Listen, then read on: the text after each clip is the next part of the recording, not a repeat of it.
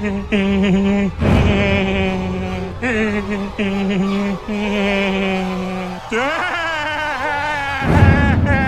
next story was inspired by the individual in this mugshot. The person in question clearly has an insane resemblance to the Family Guy character Peter Griffin. His heinous crime took place in Bellevue, Nebraska at exactly 9:23 p.m. at a Sonic parking lot. We intentionally lightened his heinous crime, so to speak, just so we can showcase it here. But of course, we get the message across. Here's a dramatized version of the occurrence. In college, I worked at a Sonic with my twin brother and a few other mutual friends of ours from school. There weren't many job opportunities for full-time students in our hometown, but after a few months of pulling strings, my brother and I managed to get just about all the cool people we knew in on our Sonic gig. It was a good time most days. No matter how busy it usually got, we were always able to talk to each other and cut the tension, which made the fast food working conditions more bearable. That was until the franchise owner saw that we were an effective team when scheduled together and started giving us the hardest possible shifts. Things didn't last long once the boss caught on. The first night shift I ended up working was a brisk Saturday evening, one of the last days of holiday parties and festivities before the weather got too cold to voluntarily travel through. It got pretty busy there soon after sundown, with a strangely immense number of Karens and soccer moms on top of the drunk crowd I was expecting. The Karens specifically were coming out in force that night. I can't even remember how many times someone whined about how slow the drive-thru line was when they got up to the window, or screamed in my face about how we should have a drive-in like most Sonic locations. As the shift dragged on, the constant berating began to aggravate me. I wasn't the franchise owner, and I had no part in the decision to run a Sonic out of some random old broken-down diner. But of course, I was the one dealing with these people's entitled opinions on the issue. They lived out in the middle of nowhere just like us, but somehow they were triggered by the fact that we didn't have an intercom to take orders in only one window. Still, I would have rather dealt with a million Karens than deal with the guy I ended up meeting that night. He rolled up to the window at the height of the rush, and for some reason when I saw the distinct shape of that red car, I got the strangest feeling like I was in a cartoon, that I'd been transported to some Family Guy cutaway, and I was about to be the butt of a joke at the hands of the entire Griffin family. Sure enough, when the window rolled down and I saw him clearly, it looked like I was staring into the face of the fat dimwit himself. Oh yeah, can I get 1,000 cheeseburgers? I laughed at first, thinking this whole situation would soon turn into a hilarious story I could share with my friends after work. Hell no, he must be on that good. What, did I say something funny? I mean, even if I wanted to, which I don't, I can't make you 1,000 cheeseburgers, man. We don't even have 1,000 cheeseburgers in here. Well, what about 1,000 hot dogs? You guys make them in more a quantity over quality way, don't you? Sir, I'm not about to make you 1,000 of anything. There are other people in line. Place a reasonable order or pull away so we can help someone else. No, I won't pull away. I don't deserve this disrespect. Do you know the day I've had? This drive-thru order is all I have, you hear me? I have the munchies, and if I don't get what I want, you're dead. This is your fault. All I wanted was 1,000 cheeseburgers, that's it. I know I'm a big guy, I'm not blind. But did you have to go rub it in my face? I kind of felt bad for him in a way, for making such a fool of himself. I tried to be reasonable with him, but that was a mistake. Sir, I'm sorry that we couldn't fulfill the order you wanted, but I would still be happy to serve you if you would just accept one of our combo deals. No! Listen here, you liberal arts loser. I want 1,000 chicken wraps, and if I don't get them, there will be consequences. Just drop it already. It's impossible. Oh, you think it's impossible? You want to see impossible? Watch this. Suddenly, but also very slowly and clumsily, the weirdo stepped out of the car. I slammed the window shut and took a step back, right before he pulled it back open and started trying to crawl through it. His face and arms were in, and he was swatting and grabbing at us like a giant baby. But of course, with the size of his waistline, he was stuck halfway through. I'll kill you like I killed that chicken. Then I'll bring you back to life and kill you again. Eat Eject out of the window or I'm calling the cops! By then, the scene was being watched by the entire establishment. Eventually, after enough kicking and screaming, the man-child fussed himself out of breath and gave up, squeezing himself back out of the window. That's when he began slamming his large sledgehammer fists against the window, causing it to crack. The staff behind me began to scream hysterically as I watched in a frozen state of distress. Then, the man got into his vehicle, driving off without all the thousands of fast food entrees he had a purely psychotic need for. After that, I breathed a sigh of relief and put the whole thing behind me. I laughed it off and cracked a few jokes with my brother, who watched it all go down. Then I forgot about it, figuring I would never see that guy again. But that night, when I finally got home, exhausted, I couldn't sleep. Despite trying not to think about it, the crazy Peter Griffin lookalike was living rent-free in my head. I just couldn't believe what I had seen. I doubted if it was even real. Either way, it was really messing with my head. The next day, I was so tired and messed up that I almost felt sick.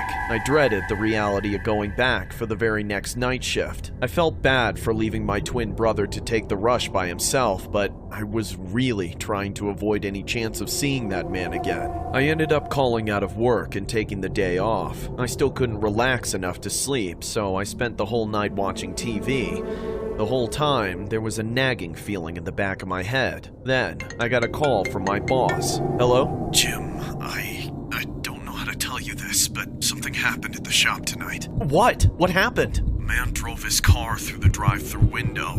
Jamie and Rob are in the hospital, but your brother, he didn't survive the impact. No. My world began to spin. That was my twin brother, my identical twin. And I wasn't even there when he died. I just saw him at work the last night, not knowing that was the last time I would ever get to see him.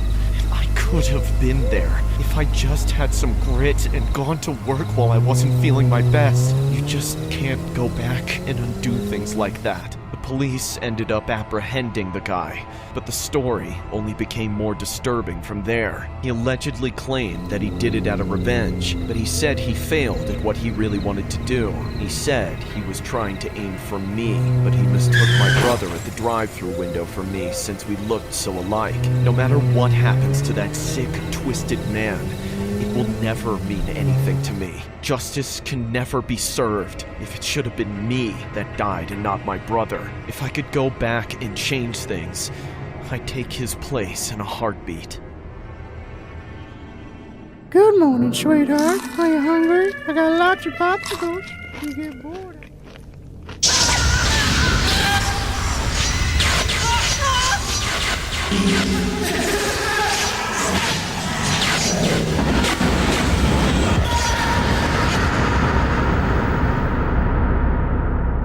This has got to be one of the craziest KFC stories on the net. Of course, we couldn't make another KFC video without featuring the Kentucky Fried King himself, Colonel Sanders. There are many old vintage clips of the icon, letting the world know he thinks his chicken is finger-licking good. But maybe after this video, you'll understand why. Here's a tale in honor of the legendary Colonel himself. This is a true story. I know it may sound far-fetched, or in today's words, cap, but I can assure you it was 100% legit. It happened to me years ago when I used to live alone. I had to get out from under my parents before I could even think about getting a girlfriend, so naturally life forced me to be independent and take care of myself. For a while there, the only thing I could cook was instant ramen. When I actually wanted to eat some real food, I ordered Uber Eats. I figured I would teach myself to cook my own food when I needed to, but those delivery fees ran me out of money before I knew it. I was almost broke, but I still had to eat. So I decided to save some money by cutting out the middleman and getting the food myself. I went out for a stroll one night to see what I could find down the road. That way I could save on gas too. The problem was, I didn't live anywhere close to what could be called the center of civilization in my area, so there wasn't as much as I was hoping for. That, and it was already dark by the time I thought to get dinner, which put me on edge about walking around the random cluster of stores at this isolated intersection that my house happened to be built near. Mostly everything was already closed down with the lights out. Even the gas station was done for the night. Aside from the occasional car speeding through the nearby overpass, there didn't seem to be a single soul on the whole street. I was just about to admit my mistake and head home when I saw the light from KFC. I walked towards it absentmindedly. unable to resist the glow. I'd never eaten at that KFC before, but I did recognize it. I'd passed by it a million times already in the few months that I lived on that road. I always thought it was kind of dingy, but I never really gotten a good look at it, and on an empty stomach, the place looked pretty alright. There was a sign on the door that said store hours, but all the times had been crossed out, so I wasn't sure if the place was actually open. I went in anyway just to see. At first, I didn't see anybody. It was oddly quiet in there without the sounds of people talking, but I could definitely hear the buzzing of all the machines back in the kitchen. Hello? Anyone back there? Anyone working here at all? There was no response. But since I walked all the way out there in the dark, I was hoping that if there was anyone working there, they were just in the restroom or something. I decided to wait by the counter and took a seat. I was just gonna give him a few minutes before giving up, but I ended up zoning out on my phone for a little while. Then, out of nowhere, this sleazy-looking man wearing a white suit with a KFC bucket over his head appeared, walking through the kitchen and up to the counter without making a sound. I stood up from my seat and shouted to him, "Hey, you work here?" "No, I own here." What? I couldn't understand him, so I got up to the counter to hear him better. He kept laughing really quietly, like he was holding in some hilarious joke. What's so funny? I own you, too. Come on, dude, give it up. Stop pretending to be some stupid mascot. You can own $6 out of my wallet if you make me some food, but I'm not gonna sit here and play your little game. Where are the employees? Right here. What? Speak up! Jesus, what the hell is going on here? I said... Right here! It's not you, is it? There's no way you work here. Come on, man, cut it out. Cut it out or I'm leaving. No, don't leave yet. You'll miss the delicious smell. Of what? Fried chicken? No, idiot. The smell of one of my employees taking a life-altering dump from a horrible case of salmonella in the bathroom right over there. Enough! Take that bucket off your head and take my order now or I'm calling the cops. You don't even work here, do you? If you did, you'd drop the act right now and do your job. Damn, this hoe got the hottest looking fingers. I mean, no, please don't call the cops. I've got all the little workers you need, right under my bucket. If you'll take it off for me, they'll take your order. No, what are you playing at, you sicko? No more games, I promise. Just take off the bucket. You wanna eat, don't you? All right, man, fine, but I swear to God if you're messing with me, I'll end you, okay? Oh, that won't happen. If I had been more confident, I would have just knocked it off with a quick slap. But I was so weirded out by this dude that I felt like any sudden movements were dangerous. I leaned forward and reluctantly lifted the bucket from the man's face.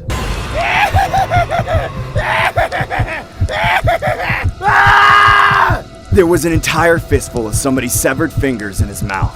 I screamed and jumped back, but he just stared at me, smiling, laughing. He then spat the fingers at me, drenching my clothes with his saliva and blood. Then, an employee finally managed to get out of the restroom, and I realized why he'd been stuck there for so long. Half of his fingers were missing, and from the looks of it, he might have been forced to himself. Help me. So, finger licking good. Lend me your fingers, you selfish brat! I was absolutely terrified. Before I realized it, they were both approaching me with their hands out to grab me. So I ran. I bolted out the door and sprinted home, hiding in my bedroom for the rest of the night. I forced myself to sleep hungry and traumatized, vowing to pretend that whole thing was just some awful nightmare or paranoid delusion. Years later, however, after coming clean about this with someone close to me, their response made me realize I need to tell this story. I regret not going to the police with this sooner, but I hope they can still catch that animal.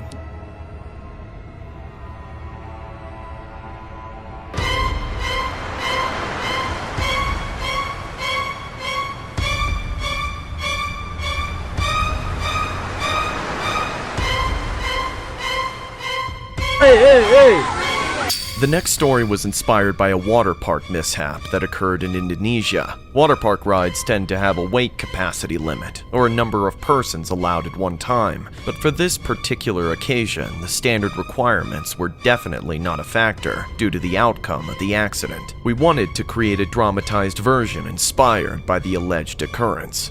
Before everything got shut down, my girlfriend and I traveled to Indonesia. That may seem like a strange pick, but my biggest reason for going there was the price. Everything there was dirt cheap compared to back home, and this was the first time we'd been able to save up enough money to go anywhere. but even then, we'd heard the news about what was going on in the world at the time, and had the suspicion that this might be the last chance we got to go on a real vacation for a long while. Due to all that mess, we were spending a little more than we'd planned, to make sure we got to do everything we wanted and then some. One of the less intelligent decisions was to go to this water park we'd seen so many advertisements about, ever since we started planning our trip.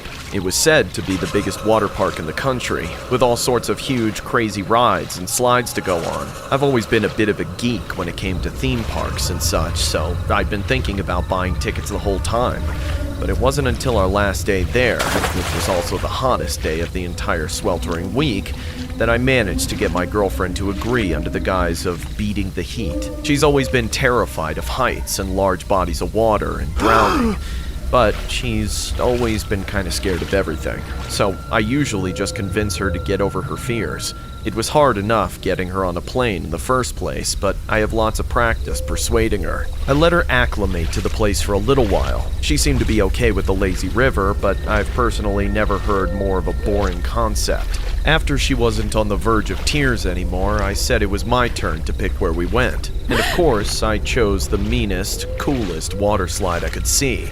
The tallest one in the park, with the longest line that gave away its popularity. My girlfriend was not happy about it, but she came along. It wasn't until we started lining up on the stairs that she got antsy. Oh my god, we're up so high. Let me just hold on to you. It's okay, this thing is solid structure. We're not going anywhere. I don't care, it's too high. Can't we just, I don't know, stay on the island with the white sandy beaches and the crystal clear water and enjoy ourselves? I'm not gonna waste our last bit of vacation on tanning with a bunch of senior citizens wearing Speedos and jock straps. There's too many people on this thing. Oh god, I can feel it swaying. It's not swaying. Your legs are probably just weak from last night. The line was crawling, and there wasn't any order to it either. The entire stairwell was packed with people, and even though we were in the shade, the humid heat that's classic to Indonesia was slowly sweating us all to death. The higher up we got, the more of a breeze went by. I was thankful for that, but my girlfriend couldn't stop looking down. Babe, if you're so terrified of heights, why don't you stop looking at the ground? Look at the clouds or something. She looked at me with daggers in her eyes, but didn't say anything. Her jaw was clenched shut, chattering with fear. I recognized that she was getting more anxious, but I'd been easing her fears so much for that entire trip, I was hoping that she could just be an adult just one time and deal with it herself. Eventually, we finally reached the top platform. But there, the line was pretty long too. The attendants were trying to speed things along by allowing people to go into the slide before the last person was all the way out. I knew immediately that something like that would never fly in a water park that I was used to going to, but I couldn't argue that it was moving things along. The first part of the slide was a huge drop, but then it had all these twists and turns toward the bottom that made it take forever to get through. If it had to be one at a time, the wait might have been hours. One by one, we watched all the people in front of us go down the chute, but I just knew that my girlfriend was about to freak out by the look in her eyes. She was as pale as a ghost. No, I can't. I'm not going down there. Let me down. I ran to her and grabbed her so she wouldn't run away. Babe, calm down. It's just a slide. It'll be fine. It'll be fun, even. You just have to take a little chance. But I promise you're gonna be okay. She couldn't even make out words at that point. Her face was all red and scrunched up like a little kid throwing a fit, and tears were streaming down her face. She was even dripping snot from her nose, and she just wouldn't stop shaking. All she did was look me in the eye and shake her head.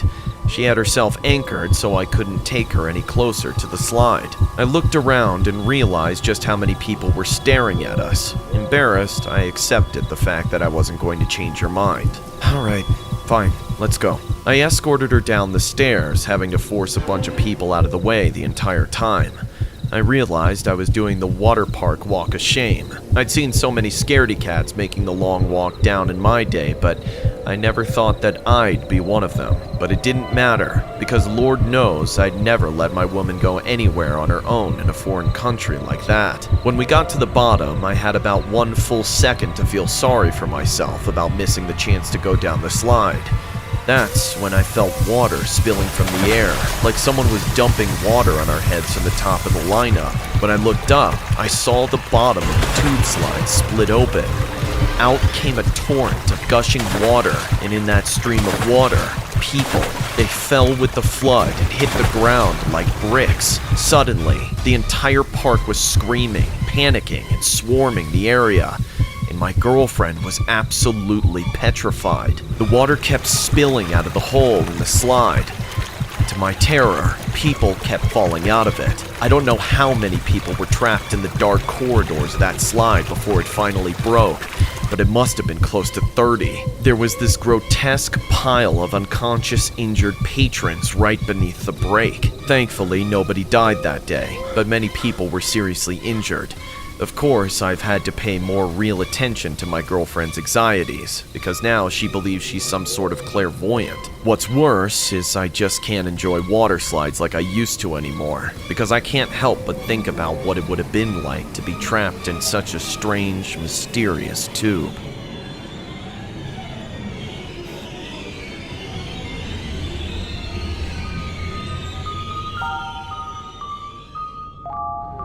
Come on there. If you walk through, does anybody ever point at you and go Godzilla? There goes Tokyo. Oh wow. What were you doing, bowling for cheeseburgers? The next story was inspired by the classic dunk tank clown tormenting the guests, which you can see in this video clip. The clown says some pretty harsh insults with zero filter, so you can imagine how badly one would want to hit the target. We wanted to create a nightmare fuel that may leave future fairgoers to perhaps keep it shut and let the clown do the talking, cause you know, it may be a nice jester. Last summer, I moved to a new town during the break. It kinda came out of nowhere, so I really wasn't able to say goodbye to any of my friends, and since I hadn't gone to school in my new area, I didn't know anybody in my neighborhood. I was really by my lonesome, and since I was an only child, I didn't even have a brother or even a sister to hang out with. All I had was the ancient original PlayStation and a handful of games. As you can imagine, I got bored of playing the same games I'd been playing for basically my whole life, so after a few weeks of cabin fever, I decided to go for a walk around my neighborhood to see if I could meet someone by chance and maybe make a much-needed friend. One of the first things I noticed was a bunch of weird sounds, like some kind of theme park was hiding in the trees. I thought it was a little out of place for me being in the middle of a suburb, but I walked on to try and find it. A few blocks down, I ran into this kid named Victor. He struck up conversation and we talked for a little while and things seemed pretty friendly. I was excited to have finally found a friend after spending so much time cooped up by myself. I asked to trade numbers since he was pretty cool and I thought we might hang out later. He agreed, but to my surprise, he wanted to hang out right then and there. You want to go to the carnival down the road? You'll need a few bucks for tickets and stuff. There's a carnival in the neighborhood? Yeah, can't you hear those sounds? Well, I did bring my allowance, so yeah, I guess I can go. I was interested to see this hidden carnival, and I figured I'd never get a better chance to meet my neighbors until the school year. We followed the sounds until we reached the end of the cul-de-sac, then walked through a decorated path in the woods until we rounded a bend and the flashing lights finally appeared. It was a decently sized carnival, and it was pretty packed. There were a couple of mini roller coasters, a bunch of those spinning rides, a Ferris wheel, and a whole lot of games. Victor pointed out this one particular game that he wanted to play. It was a dunk tank, where there's a clown sitting on a trap door above a big tank of water, and you try and hit the switch to drop him in it. As we approached the tank, I couldn't help but notice that the clown was giving me a really weird look. $5 for 3 bowls, boys. I usually give the males only 2, but y'all fit perfectly in the female category. Come on, hit me with your best shot. You got $5? Yeah, I'm in if you're in. Come on, it's only $5. Don't worry, I won't tell your mom that you spent $5 for a new pair. We both entered the contest and decided to stagger out throws. Victor had a good arm, but he just barely missed. I screwed up my first throw when the ball slipped out of my fingers. Victor almost hit the target again, but he still hadn't dialed it in. I had a feeling the balls were tricky somehow, or that the game was rigged. I got a better grip, but the ball still didn't go where I thought it would. Then, Victor and I both missed our last shots. Uh-oh, better luck next time. But right as I was about to walk away, Victor ran up to the tank and punched the target with his bare hand.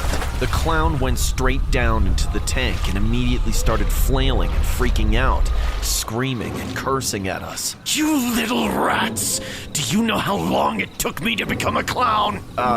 0 seconds? He made me do it. What? No, I didn't. I'm gonna throw you in the tank and make you wet like your mother. Run, dude! We both sprinted away from the clown as fast as we could, weaving through the crowds and rides to get him off our trail. Once we were sure that we'd lost him, we got in line for the best attraction at the whole carnival, the Bungee launch. There was a huge line that doubled back several times, so once we got through the first bend, we knew that insane clown would never be able to find us. Hey man, I'm really sorry about that. I really wanted to see him get dunked, but once I saw how crazy he got, I knew I couldn't handle the heat by myself. You got your $5 worth though, right? Yeah, that was worth the money. And you're alright, man. Just don't do it again. Pretty soon, we forgot about the whole dunk tank incident altogether. The anticipation for the Bungee launch was building. The cage-like enclosure could only hold 2 riders at a time, but it took off into the sky with lightning speed. Some of the riders couldn't handle it. They'd come back down from the heights all shaken up and crying. That just made it look even more of an adrenaline rush. After about 45 minutes, we were finally at the front. We climbed into the cage and got into the seats. Then, the attendant strapped us in and sealed the exit. As we waited for the hydraulic weights to build up the tension in the bungee cords, Victor started laughing. You ready to die? I thought he meant it as a joke, just something to freak me out right before the ride started, but it didn't sound very funny. The attendant started counting down from 5, but in a classic misdirection, he skipped counting to 1 and just launched it on 2. However, right before he sent us flying, that psychotic clown from the dunk tank ran up to the platform and jumped on me, grabbing a hold of my vest harness and ascending with us. He was holding on with his bare hands while yelling, "I'm gonna eat your face, you little brat!" Immediately, the attendant pulled the crazed lunatic off of me. I frantically unbuckled my harness and bolted off the platform, out of the carnival and into the woods. When I finally got back to the neighborhood, I felt a semblance of safety. There, an older couple found me in my shaken state and offered to escort me home and call the cops. When my parents found out, I never heard the end of it. They wanted to press charges and have the clown arrested, but all I wanted to do was get into bed and rest, and maybe forget about the whole thing. But even when I was allowed to go to bed, I wasn't able to unsee it. At around 3 in the morning, I got a disturbing text message. I couldn't sleep, so I got up to read it. It was from Victor. It read, "Sorry, Dad. You were so close to getting him. Maybe next time, okay?" And that's when my stomach began turning. I stared at my phone, trying to make sense of what I just read. But in that time, Victor texted me again, saying, "Whoops, wrong number. Never mind that." Since then, I've blocked Victor's number and made a conscious effort to never see him again. It doesn't take a forensic scientist to figure out that the clown that tried to kill me was Victor's dad, and that they premeditated the whole thing, using Victor as a distraction to put me in the wrong place at the wrong time. I just don't know why they get off from killing innocent bystanders. You just have to be criminally insane to understand such a thing.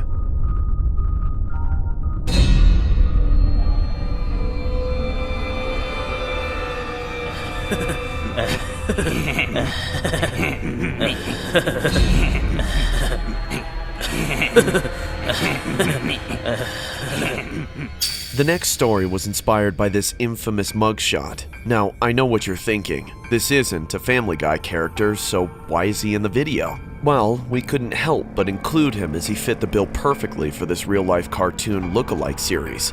For those that wanted only Family Guy characters, don't worry, we got you on the next story. For Beavis and Butthead fans, the pleasure is mine. This story happened around the early 2000s when I was in my mid-20s. I worked as a full-time art model and posed for various photographers, painters, and even sculptors. It was a fairly straightforward gig, but the only downside was that I had to sit for at least 3 hours straight, depending on the circumstances. I remember starting off by posing with just regular clothes on, but as time went on, the work slowly started shifting to more flamboyant attire. Eventually, the job entailed me to pose nude, as that was the demand of the current art class. I was high-key uncomfortable with the whole ordeal, but over time, I had gotten used to being a nude model while I accepted other gigs on the side. Weird stares and creepy old men became a natural thing for me, and as long as they knew their boundaries, I had nothing to fear. One day, I posed for an art class that was being held at some local library near my home. I remember feeling nervous as hell as the room was filled with at least 30 to 40 artisans scouring at me with their eyeballs. However, despite being in the spotlight, I couldn't shake off the nasty feeling this odd-looking individual gave me. Amidst the crowd, my peripheral gaze focused on a man with slanted eyes and rat-like teeth, and at the sight of his overgrown head, it was like he was suffering from some kind of physical disorder. I tried to focus on my pose, diverting my attention to the other artists dedicated to their crafts, but the strange man sat and stared with his brush in one hand and a blank canvas before him. He sat ludicrously, not even attempting to paint a damn thing, and before I knew it, he began to giggle and drool simultaneously. None of the creeps I've met before were as intense as he was, and so, to let him know of my distress, I locked eyes with him, showing him that I wasn't going to be intimidated and that he should get back to work. Moments later, he raised his brush and began to paint as he continued to giggle, but this time more maniacally. The other artists started mean-mugging him while trying to concentrate on their canvas, but this creep wouldn't stop giggling under his breath. I began to feel paranoid that something from my body looked weird, but quickly brushed it under the rug as he was the only one that found me amusing. What's his problem? I asked myself. I wanted so hard to just get up and leave, but too many artists were engaged in their work, and I couldn't ruin it just because I was uncomfortable with a single creep. I attempted to give it a rest, since there was no way he was getting close to me. However, the bizarre man chuckled incessantly, the intensity of his strokes gaining weight. Again, I glowered at him, hoping this time he would simply leave. Now the other artists were getting distracted.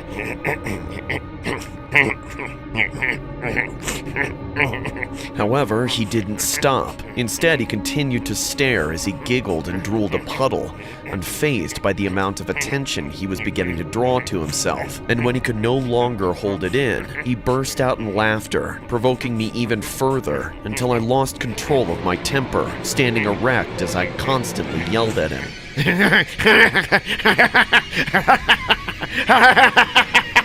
What is wrong with you, cranium head? Everyone ceased to paint, their eyes fixated on the maniac who suddenly grabbed my clothes and ran out of the studio. Consequently, he left his brush and canvas behind. I requested the assistance of the staff, who kindly brought me a towel and a new set of clothes when I was done modeling. Once I was good to go, I made it a point to look at the canvas the creep left behind, and was shocked to the core when I saw my home address and the front angle of my house meticulously painted. Naturally, I freaked out, showing the canvas to the staff. However, no one in the studio knew the creep's identity, making me more paranoid than I already was. While I was on the phone, my friends tried to quell my fear, but to no avail. Then, as I took my cab, my eyes wandered around the streets outside, afraid the creep was following me home, or worse, he might already be there, hiding in the basement, attic, or amidst my clothes in the closet. When I arrived home, nothing appeared to be out of place, and although I wanted to report this to the cops,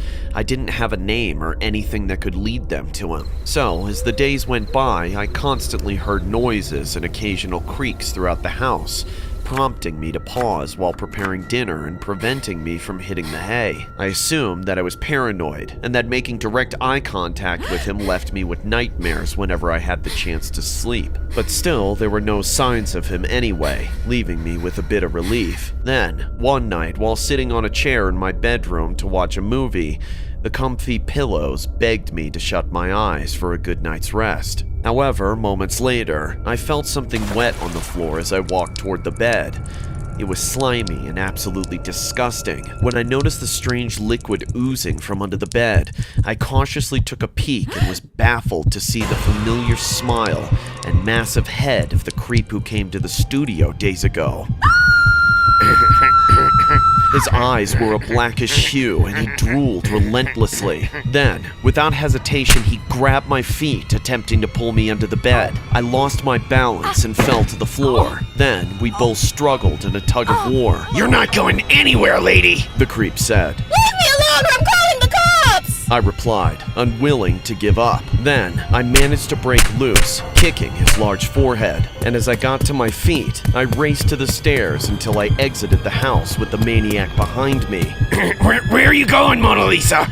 Daddy wants to paint you. He yelled, then laughed ominously. I didn't respond. Instead, I kept running, and when I looked over my back, I noticed that he was wearing the clothes he had stolen from me the other time. Moments later, I approached a house nearby and banged on the door, screaming for help, startling the creep who hid behind the bushes. I need help! Hurry, please! The Good Samaritans helped me out, and when I told them where the creep was hiding, he was eventually caught and reported to the police. Although I survived this ordeal, the incident unfortunately made me quit modeling.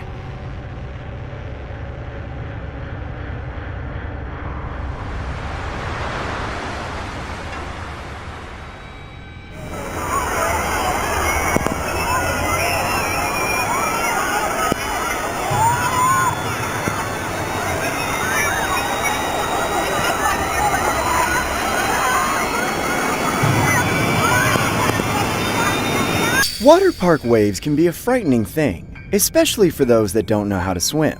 The next story was inspired by a real-life incident that occurred to the one and only Horror Shorts party. Yep, you heard that right. We never thought we'd feature a personal story of HSPs on the channel, but we knew we had to include it as it was only fitting since this was a water park video. We decided to make the story a little more humorous, just to shed light on the one time HSP was almost a goner. Here's a dramatized version of his story. Years ago, I used to love water parks. The sad thing is, I eventually became self-conscious about my body when I was a teenager, so for several years I wasn't brave enough to go. But after I graduated from school, there was something inside of me that was dying to go down those slides again. I was still a really skinny guy, but I figured if I went alone, I wouldn't have to worry about being seen by anyone I knew. On a whim, I drove out to the park and bought a ticket. I was excited to celebrate my adulthood by reclaiming one of my all-time favorite pastimes. Unfortunately, there was something really strange about the water park that I didn't remember from before.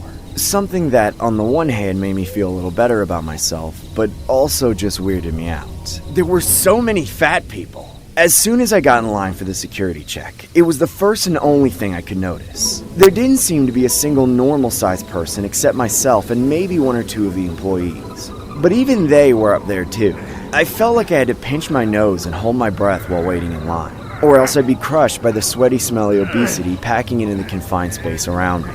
It was so unreal to see the way that all these fat people interacted with each other physically. Instead of watching where they were going and making sure they didn't run into things or other people, it was like they were playing bumper cars with their own waistlines. They would just blunder around, bumping into everything and everyone, only barely noticing that there was something in their way when it came into contact with their bloated bellies. It looked like some dystopian commentary film on our consumer culture, but I had to pinch myself to believe that this was, in fact, reality. Everything aside, I bared it and got through the security check. I was thankful to not be trapped in the aisles anymore and to have the whole water park to roam. But my problems didn't end there. Every single patron I saw inside the park was also grotesquely overweight. It was almost impossible to navigate the place. They took up the entire path and waddled by inches, always walking in a horizontal line with all their equally puffy companions, and never actually looking where they're going. I did what I could to squeeze by them, but they always took that as an insult and yelled stuff at me as I passed. Of course, they were never going to catch up with me. The first place I went was my old favorite water slide. It had been many years since I rode it, but it still looked just as fun as it used to be. And no less, because the splashes that all the fat people made when they reached the bottom were ginormous, which made it look even more fun. Honestly, I was shocked that these people could even get up the stairs to the top of the slide. But sure enough, I was crammed between them for the entire weight. And of course, the guy in front of me, the most morbidly obese person I'd seen all day, went into the slide and got stuck halfway down. When the lifeguard saw that he never came out the other side, he immediately turned off the water and shut down the slide. Everyone in line groaned and started cussing, and I was pissed that I waited the entire line just for some fatso slob to ruin it for me at the last second. Everywhere else I looked, at every ride in the entire park, I saw a large line of jiggling flabby people who should have never been allowed to take their shirts off. Fed up with the rides, I tried to find a place that I could at least relax. I made my way to the lounging pool, the one with the partially submerged bar in the middle of it. My mood was already spoiled, and of course every stool at the bar was occupied by a person whose hind end was spilling over the side and floating on the water. Nonetheless, I squeezed my way in between two of them in desperate need of hydration. Hey, bartender, can I get some water, please? Forget about him. I was here first. Serve me first. He doesn't need much water anyway. I mean, just look at him. I was too shocked to say anything. The glutton already had 3 cocktail glasses in front of him, and by the stench that wafted out of his mouth with every word, he was clearly already drunk, and it wasn't even 4 p.m. The bartender tried to do the right thing and quickly pour me a water before asking the other man what he wanted, but even that didn't go over well. Before I could pick the cup off the bar, the fat ogre next to me snatched it with his sausage fingers and guzzled the entire thing. Then he looked at me with the same kind of grin that a 2-year-old looks at you with right after they drop a hot, steamy turd in their pants, knowing you're the one who's going to clean it up. And just to add insult to injury, he handed me the cup that was completely empty except for a few chunks of ice. That should be enough for your little twig body, right? I got away before I said something rude. Somehow there was a lump in my throat from how frustrated I was. I was just trying to have a good time, and all these disgusting blobs were ruining everything.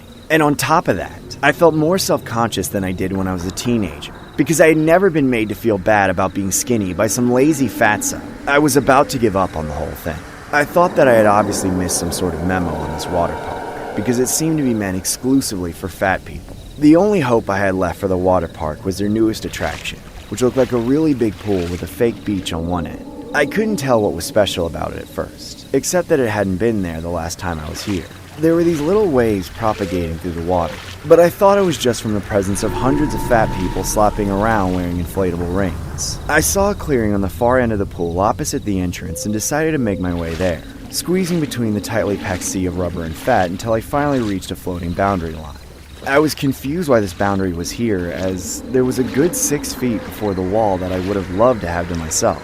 And then, all of a sudden, a siren started to wail. But instead of panicking, the ocean of people started cheering in anticipation for something. And that's when I realized that the wall I was looking at was not just a wall, but covered in huge panels that pushed the water to form waves. The whole thing retracted in unison, and before I could react, they pushed forward and sent a tsunami barreling through the water. I was immediately swept underneath the surface, tumbling through a horrible realm of fat, chubby legs trapped beneath the ceiling of hairy bulges and inflatable rubber tubes. They didn't even look like they were moving that much, but I was being thrashed by every single wave. I tried to break through the surface, but there wasn't a single opening I could squeeze through. They all must have been completely numb, because no matter how hard I tried to batter them to get them to notice there was someone underneath them, they just wouldn't budge. It was so dark under there too.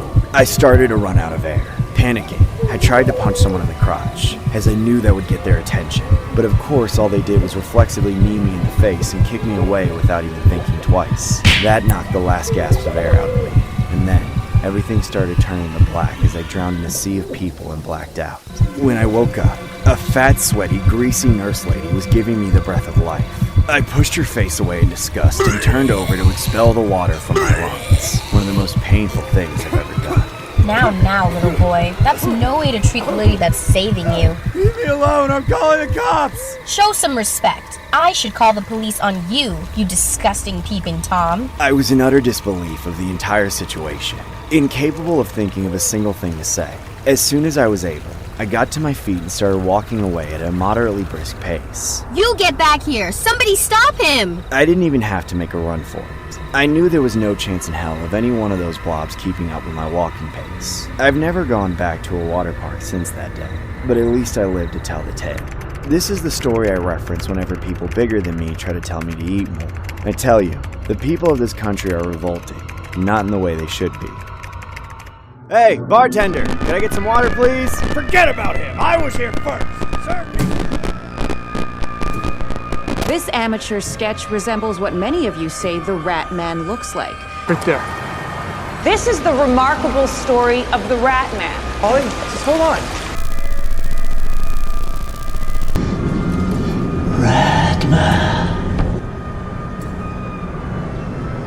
The next story was inspired by a viral fictional movie character called the Rat Man. For those that haven't seen it, we encourage you to check it out. We figure it would be appropriate to include him in this segment, as this is a live stream video after all. Here's our take on the legend of the Rat Man.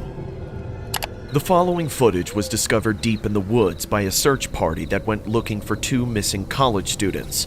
This was all that was found of the vanished. Those who uncovered the tape and were the first to watch it decided the world would be better off if nobody else ever witnessed the contents of the video. Years later, it has fallen into the hands of someone who thinks otherwise. The original footage has been deemed too graphic for public consumption.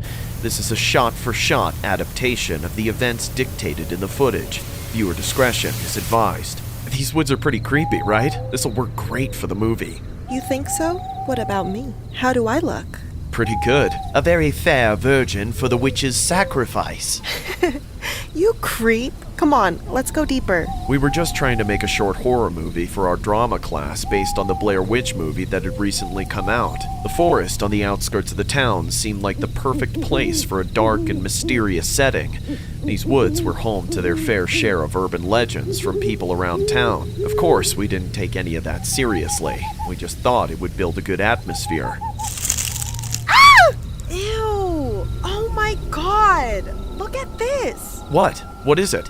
Just point the camera here. I stepped in something. Oh, man. Is that a deer? I think so. God, I think I'm gonna be sick. It's only half a deer. It looks like something was eating it.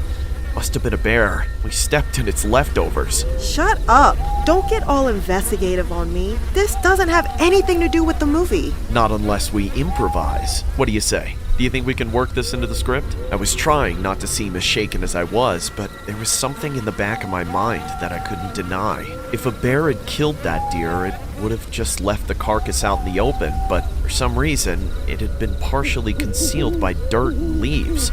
Well enough that we walked right into it. I didn't want to say it, but I knew that only a human could do such a thing. Well, what do you think? Can we... Shh! Look over there, by that tree. Holy crap! That's when we realized we were being watched by the most inhuman-looking person either of us had seen. He was hairy enough to be mistaken for Bigfoot and covered in filth on every inch of his body. The worst part was that he was almost left exposed except for a few shreds of torn-up underwear. Hello? Sir, are you okay? What are you doing? Don't talk to him. What do you want me to do? I'm improvising. Fine, whatever.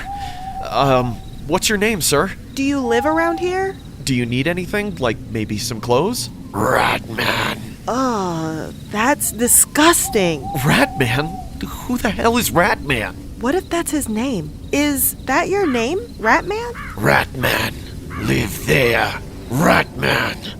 Ratman. There. By that point, we were both horrified. We never expected to actually run into something so awful after just a few minutes of walking through the woods, but there we were. The deranged man, if he even was a man, pointed to a well. I don't know what possessed me to do this, but holding the camera made me feel like I just had to get a shot looking down the well. Can you see anything? Not really. It's too dark down there. Turn on the night vision. Ratman! While our back was turned, that animal pushed us both down the well. We fell on top of each other in a shallow puddle of filthy water. Somehow, the camera managed to survive with just a cracked screen. All we could see was the light from above us, and that horrible man looking down and screaming hysterically. Ratman! Ratman! Ratman! Ratman! Come on, let's get out of here! I realized that well actually led down into a tunnel, so I grabbed my friend's hand and dragged her away from that psychotic hobo as fast as I could. Very quickly, all the daylight pouring in from the well's opening diminished and disappeared, leaving us in complete darkness. The only way we could see anything was by using the night mode of the camcorder and its puny little flashlight. But even without being able to see, we knew where we had ended up, just by the smell of it. That awful stench of raw sewage was suffocating, and what started out as a knee-deep sludge only rose higher and higher as we trekked deeper through the tunnel, looking for a way out. What kind of well draws from a sewer? I just want to go home. Please promise me we're gonna make it out alive. I promise. Just hang tight. We'll find an exit shortly. None of this was funny anymore. We weren't trying to adapt any of this for our little film project. We didn't say much to each other despite how confused and scared we were. I think we were both worried that if we started talking, we would start panicking, and then we might just realize that we were already in too deep, and there was no getting out of this situation. The only thing that kept us from freaking out was ignorance. How could we possibly know just how much trouble we were really in? How could anybody expect to see what was lurking in that sewer? After what felt like hours, we finally reached something different. There was a small opening where a few of the sewer tunnels connected, and for a moment we thought we were saved. Look! I see light! We found a drain! Oh my god, there's something there. We thought that man from before was so wild and insane that there could never be another person as far gone as he was. But we were wrong. We'd just run into all of his friends, and they were squatting in a circle, devouring the other half of the deer we saw earlier. But then, of course, they noticed us.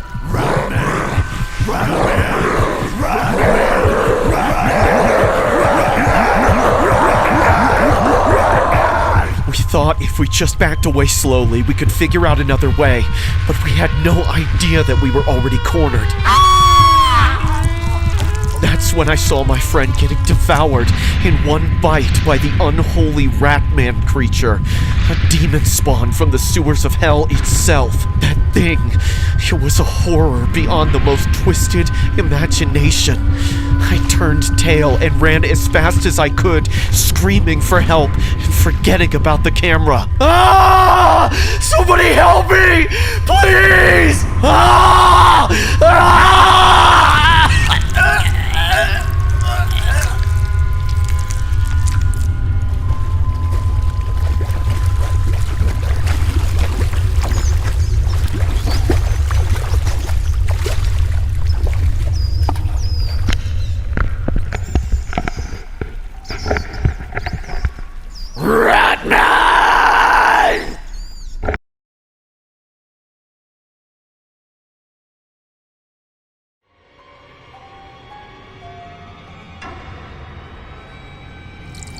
Just wash it with a little odorless thinner, shake it off,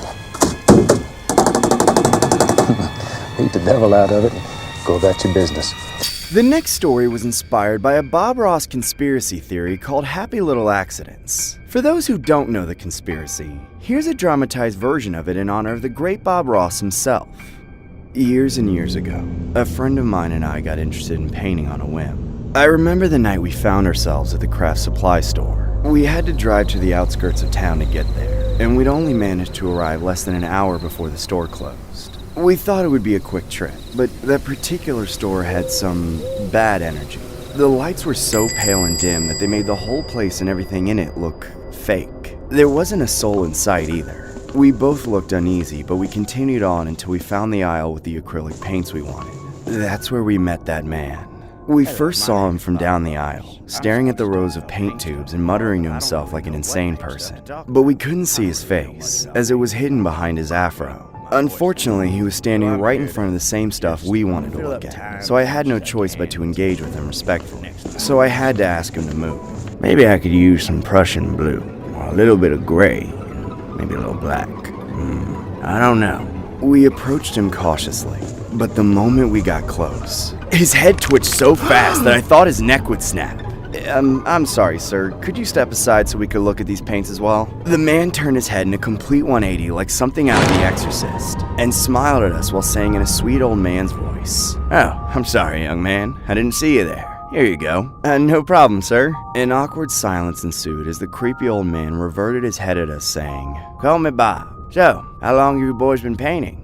We kinda just started. We're just doing it as a hobby, I guess. What the hell did you just say? Painting should be taken seriously. It's not some kids' arts and crafts. It's genuine art. Jeez, I'm sorry, man. I didn't know it meant that much to you. Dude, let's bounce. No, please forgive me. I have to catch myself sometimes. I'm not always the gentle soul that I appear to be on TV, you see.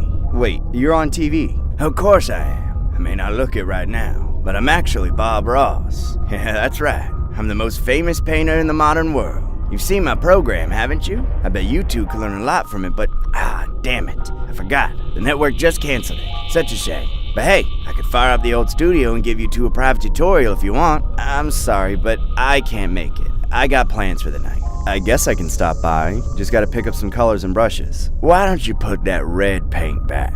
You won't be needing it. Pretty soon you'll have plenty of red paint. Okay. After we found an employee and checked out, we were finally out of that sickly-looking store. Bob was waiting for us by his car in the parking lot and stared at us with a big dopey smile as we loaded up into my friend's car. But as we pulled out and followed Bob's car toward his house, my friend got worried. Look, man, I don't think you should do this. That guy gives me the creeps. Dude, it's Bob freaking Ross. The man is famous for painting and being a super gentle dude. Several minutes later, he dropped me off at the house. I waited at the front door until Bob came around to let me in. From there, he led me through a maze of hallways and into a windowless room. The walls, ceilings, and floors were all draped with these thick black curtains that created a space of almost pure darkness. Standing in the center of the void was a single canvas. Bob then directs me to have a seat where his cameraman would usually sit. I watched in an awkward yet enthralled silence for a while. There was only one light on in the room, and it seemed to spotlight the painter and his canvas before completely dissipating into nothingness. We're gonna paint ourselves a little forest here. A nice, quiet little forest. The sort of place you could go to get away from everyone and everything, and just hear the quiet sounds of nature. None of those busy city sounds, no. There's just not that many people who know about a spot like this, but that's what makes it beautiful. That's what makes it perfect. You could have yourself a little hideaway in a place like this. Nobody would ever find you here. And if you had any happy little accidents that you didn't want anyone to find out about, you could bury them in a place like this and nobody would ever discover them. Now don't forget to take your paintbrush and just beat the devil out of it. Just then, my phone rang and broke me out of my trance. Bob looked quite unhappy about being interrupted, but when I saw that it was my friend calling me, my gut told me to answer it. Hey man, you're kind of interrupting. What's going on? Dude, you gotta get out of there now. I think that dude's a serial killer. What? How so? There's a rumor that he paints locations of where he buries his victims. Meet me at the front now. As I got off the phone, Bob was staring at me with a newly crazed look in his eyes. I wasn't sure if he'd heard anything over the phone, but I could tell there was something different about him. Everything okay? Why don't you pass me that brush over there? I think it's time to make some red paint for the highlights. All of a sudden, with just those few words, I knew that I'd gotten myself into a dangerous situation. For the moment I obliged him, I stood up from my seat and slowly picked up the brush he was pointing to. My hands were shaking so violently as I tried to hand it to him that I almost dropped it. That's it, sonny. Give that brush on over to Daddy. That's it. When one more chill ran down my spine, I made my move and threw the brush into his face. I turned around and ran the hell out of the house as fast as I could. As I sprinted across the front yard and rushed into my friend's car, it looked like my panicked little ploy had bought us enough time to escape. It's about time, now let's get out!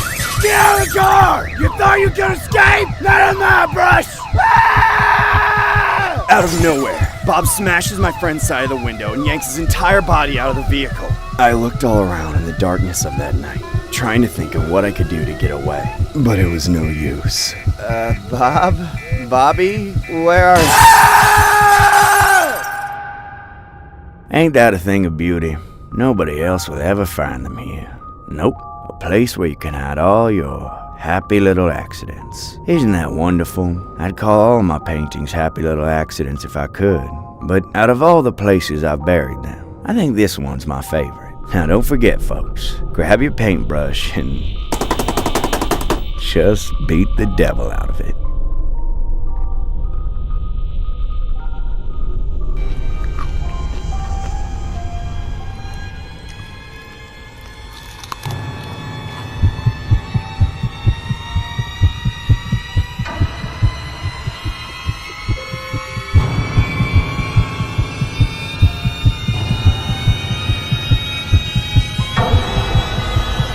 This is one of the most disturbing fast food stories on the internet. It was a popular legendary KFC tale that surfaced the internet around the year 2016, when a customer's photograph of one of his fried chickens went viral. There were many allegations made by the customer and users on the internet, but KFC has since responded defending their innocence. All in all, we decided to shed light on the bizarre scenario and make a disturbing animation inspired by the whole ordeal. Here's what it looked like. A few years ago, I went on a solo road trip to see some family.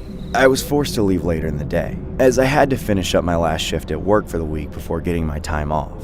I don't mind night driving, but a few hours into it, I realized that I was starving. I'd been running around like a madman all day preparing for the trip, and I'd forgotten to eat anything but a slice of toast for breakfast. I stopped at the next exit and looked for somewhere to get some grub.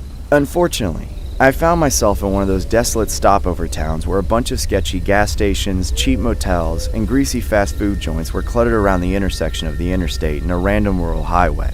After that, it didn't seem like there was any civilization for miles and miles. And as I was pretty far out in the middle of nowhere, almost everything was closed. The only place that was open was a KFC, which looked like it had been left unrenovated for decades. I love fried chicken as much as the next guy, but KFC was never my choice. In that moment, though, I was hungry enough that it sounded delicious. Strangely, as I pulled into the parking lot, looking through the dining room window, the place seemed pretty packed with people, despite being past 10 o'clock.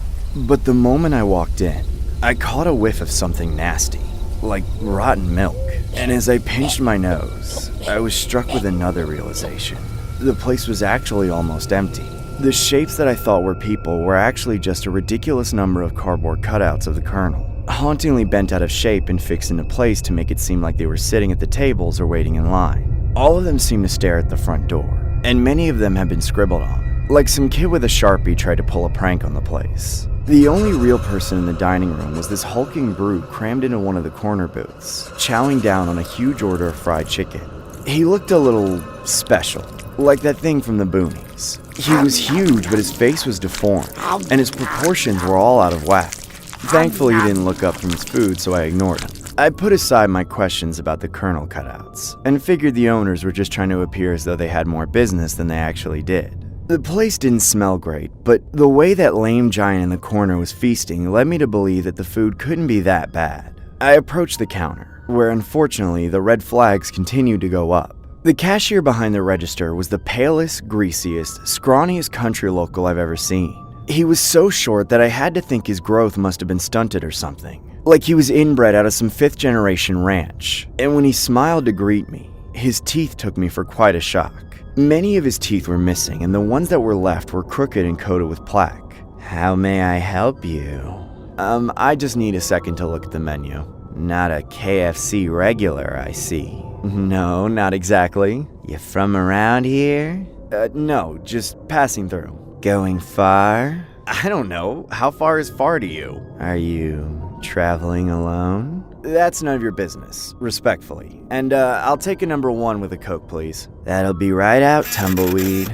Hold on, what'd you call me? He didn't answer me. He just slinked back into the kitchen and disappeared. I pulled out my phone to pass the time while I waited for my food, but of course there wasn't a single bar of service here. Though not a minute later, the cashier came back with my meal. Here you go.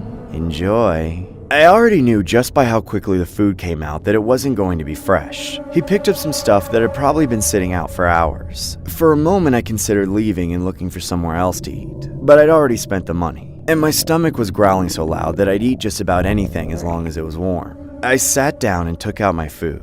As I picked up what was supposed to be a chicken breast, I immediately noticed that something was seriously wrong. It was entirely the wrong shape and it had a tail. I picked off the breading and saw a black fur underneath, along with whiskers and eyes. And that's when I realized it was a rat. I flipped out and immediately snapped a photo of it. I then stormed up to the counter holding the rat in my hand with a napkin and shoving it in the cashier's face. "What the hell is wrong with you? Are you blind or are you just stupid? Stop smiling, punk! You served me a rat! Look at this! Would you eat this?" "That looks finger-licking good to me." I threw the rat in his face and he barely flinched. "Screw this! I'm out of here! I hope you go bankrupt, you inbred weasel!" I threw him the finger and walked off, heading for the door. Unfortunately, my exit was blocked. That giant simpleton from the corner had gotten up and stood in front of the doorway, trapping me inside. "Don't be mean to my big brother! He's a really good cook! Show a little respect for your elders, dimwit! Are you kidding me? That's your big brother? I turned around to point at the scrawny cashier, but to my surprise, he was standing right behind me, holding the deep-fried rat in his hand. I tried to be quick and get past the troll blocking my way, but his reaction time was much faster than I expected. He grabbed me instantly and put me in a vice grip with his freakishly large hands on my upper arms. He then lifted me in the air so my feet couldn't touch the ground. I was like a little kid being bullied on the playground by some older kids. Say you're sorry, now! Nuh-uh, Ricky. I think it's a little late for that. The man had his chance and he wasted it. He doesn't know I'm the best cook in the county, because he never tried my home-style recipe. Let's change that, little bro. Hold him down! No, please, you can't! You're insane! I struggled, trying to break free, but it was no use against the strength of that freak.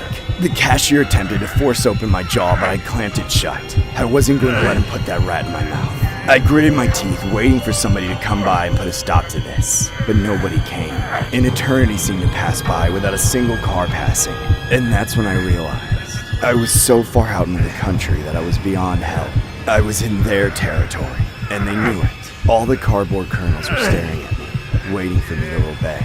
It was only a matter of time before they wore me down, prying at my jaw until I didn't have the strength to put up a fight anymore. Don't do it! I'm sorry! I'm sorry! I told you it was too late for that! Now open wide! Here comes the plane! He crammed the rat into my mouth and forced my jaw to clamp down on it. Immediately, the cold flavor of garbage and sweat took over. I could feel every wiry hair and every chewy bit of sinewy meat. But the maniac wasn't satisfied with me just taking a bite. He held my mouth shut and pinched my nose so I couldn't breathe until I swallowed. As soon as I did, I gagged, wanting so badly to throw up. I used every ounce of willpower not to, because I knew they would probably make me eat it again. They didn't loosen their grip until I'd eaten the whole thing. I crunched every tiny little bone and ate every single organ. The worst part of all was the tail, which got stuck in my throat on the way down. After what felt like hours, they let me go and I fell to my knees. Wasn't that finger licking good? I didn't even think about responding. I scrambled up to my feet and bolted out the door, running to my car and driving away for dear life. I couldn't bear to think about seeing my family after what had happened. So I got back on the interstate going the way I had come from, speeding over 100 miles an hour. To this day, members of my family ask me why I didn't show up to that reunion, and every time I answer them, I lie. I'll never let them find out what happened, but at least the internet knows. On June 12, 2016, a KFC customer posted a viral photograph of a piece of KFC chicken on his Facebook page that appeared to be a rat. You can clearly see the body, along with its long string of fried breading resembling a tail. KFC has since responded to the allegations by sending out pictures showing how the original photo clearly showed white meat and couldn't possibly be a rat. A very similar case occurred at a Chick-fil-A, which we showcased in our Chick-fil-A video for those that haven't seen that yet. At the end of the day, we'll never really know if it was finger-licking good or not.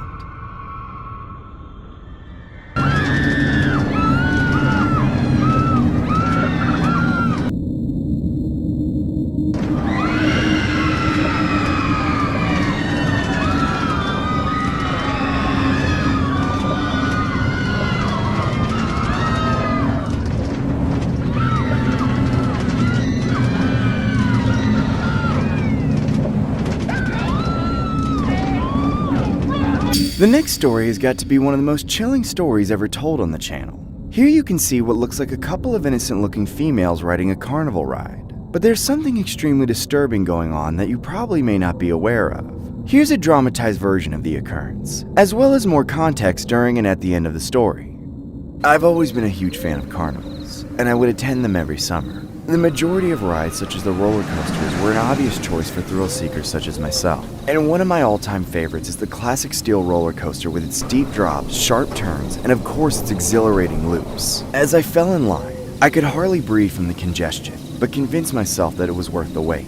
I was always wary for my safety because of movies like Final Destination, but more importantly because of an actual death that occurred at this very same carnival. The majority of rides, such as the roller coasters, were an obvious choice for thrill seekers such as myself. I made sure to always keep those thoughts in the back of my mind though, considering I didn't want to tarnish the experience. As I gradually moved along the lineup, I had this nagging feeling that someone was gazing at me from amongst the crowd. Looking across a sea of people, It was difficult to pinpoint where that strange aura emanated from, and this feeling of being watched was really creeping me out. But as I got on the coaster, I felt a tingling sensation down my spine. I turned my head and saw a deranged woman with a bloody gash on the side of her face. Get off the ride now! What? Is everything okay? Get off the ride now! And why would I do that? She began repeating herself while slamming her forehead against the ride's handlebars. And then, I got startled by the sight of an obese old man. His shirt didn't fit right, and he lifted it up, exposing a hairy belly soaking in sweat. As I gazed my eyes back towards the woman, there was no sign of her. I shook my head and tried to get it out of my mind, convincing myself it was nothing but mere imagination. Approaching me little by little, I averted my gaze, hoping the man would skip the vacant seat next to me. However, my worst fear was realized when he forced himself to fit in the vehicle's frame. Annoyed by the simple fact he was too big, he yelled at one of the staff saying, "Hey, you! Why are you just standing there? Help me fit into this thing!" The staff reluctantly replied, "I'm sorry, sir, the vehicle has a maximum limit, but if I may..." "What the hell are you trying to say?" The old man interrupted, his eyes glaring at the staff. Then, 2 other attendants arrived at the scene, persuading Mr. Piggy to get off the platform, but to no avail. And so, with all their might, they squeezed his body, hitting me to the side. As the coaster was getting ready to launch, I felt the old man's greasy body pressing against my arm. I don't know what condition he had, but he appeared to have pus-filled bumps underneath his skin, which caused my stomach to churn even before the coaster was launched. Upon eavesdropping, I heard some operators talking about a slight technical glitch, raising a couple eyebrows and pulses from the riders. However, that wasn't the only thing that bothered me though. Since it was going to take longer for the coaster to start, it meant that I was stuck here next to a guy who was anything but attractive. Then, he whispered in a seductive but revolting way, "Hey there, cutie. Don't worry. At least we'll get to spend more time together." What? Look, we don't even know each other, okay? So stop talking to me. I replied. "Oh, it's my lucky day. I never thought I'd sit next to a girl who tickles my funny bone. You're so hot. You must like a lot of things." I ignored him after that. Then, when the operators had given us the thumbs up, the coaster finally moved, slowly climbing up the slope. But with the introduction of the ride gradually taking place, there wasn't much to distract me nor the creepy old man who was adamant. He thought I was playing hard to get, and so he pursued me intending to get my number, social media accounts, home address, and all other personal stuff, which made me more uncomfortable than I already was. "Hey, babe, look how high we are. Unbelievable. This ride is still going up. Can you take a wild guess what else is going up?" He said, drooling on his belly. The stench of his breath was so unbearable that getting to the highest peak felt like forever. This is the only time I'm gonna say this, so make sure you get it through your thick skull. Stop talking to me. "Whatever you say, pumpkin," he replied with a wink. Then, as we finally reached the summit, convinced he'd already thrown the towel, the man licked my face out of the blue. My skin then felt covered in nasty goo. I desperately wanted to get off the cart, but we were so high up that I couldn't take my hands off the handle. Besides, at any moment, the coaster would resume and release the entire vehicle, allowing gravity to take its course as we raced through the tracks. In a nutshell, I simply had no choice. People from the other carts were now glancing at us like we were a couple in the middle of a lover's quarrel. Then, seconds later, I took a sidelong glance and noticed the old man was annoyed by all the unwanted attention. And with a surprisingly swift move of his arm, he placed it around my shoulders and yelled, "Piss off, alright? Mind your own business!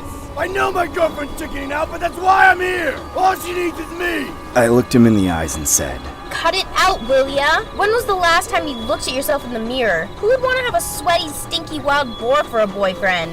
Oh yeah, no one. All the others chuckled, eyeing the creepy old man with prejudice. I was afraid I might have struck a wrong chord, but it was too late to worry about that now.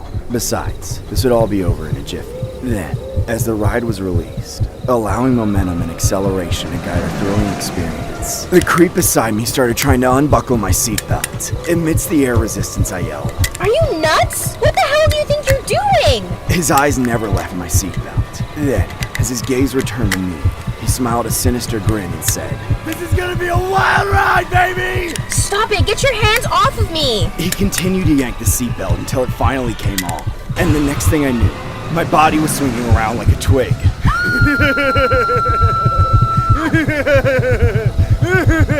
I held on for dear life, certain I would end up in a hospital bed, dead, or barely breathing. But by some odd miracle, I managed to survive this ordeal.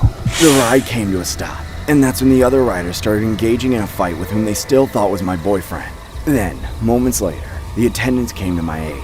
I wanted so badly to run after that creep. However, he found a way to escape unnoticed. And even after consulting with the security team, it was impossible to hold him accountable since it was like searching for a needle in a haystack. But after reflecting on the incident, I truly believe that he was the very same man who took the life of that young girl in the carnival years back. But what still gets me to this day was the warning our spirit tried to give me. Here's the footage that you saw earlier. If you take a closer look, you can see a female ghost sitting beside the two girls wearing pink. The female ghost appears to be wearing a white shirt and clearly has a bizarre burn look on the side of her face. But what makes this footage eerie was how the female ghost suddenly vanishes from the camera shot.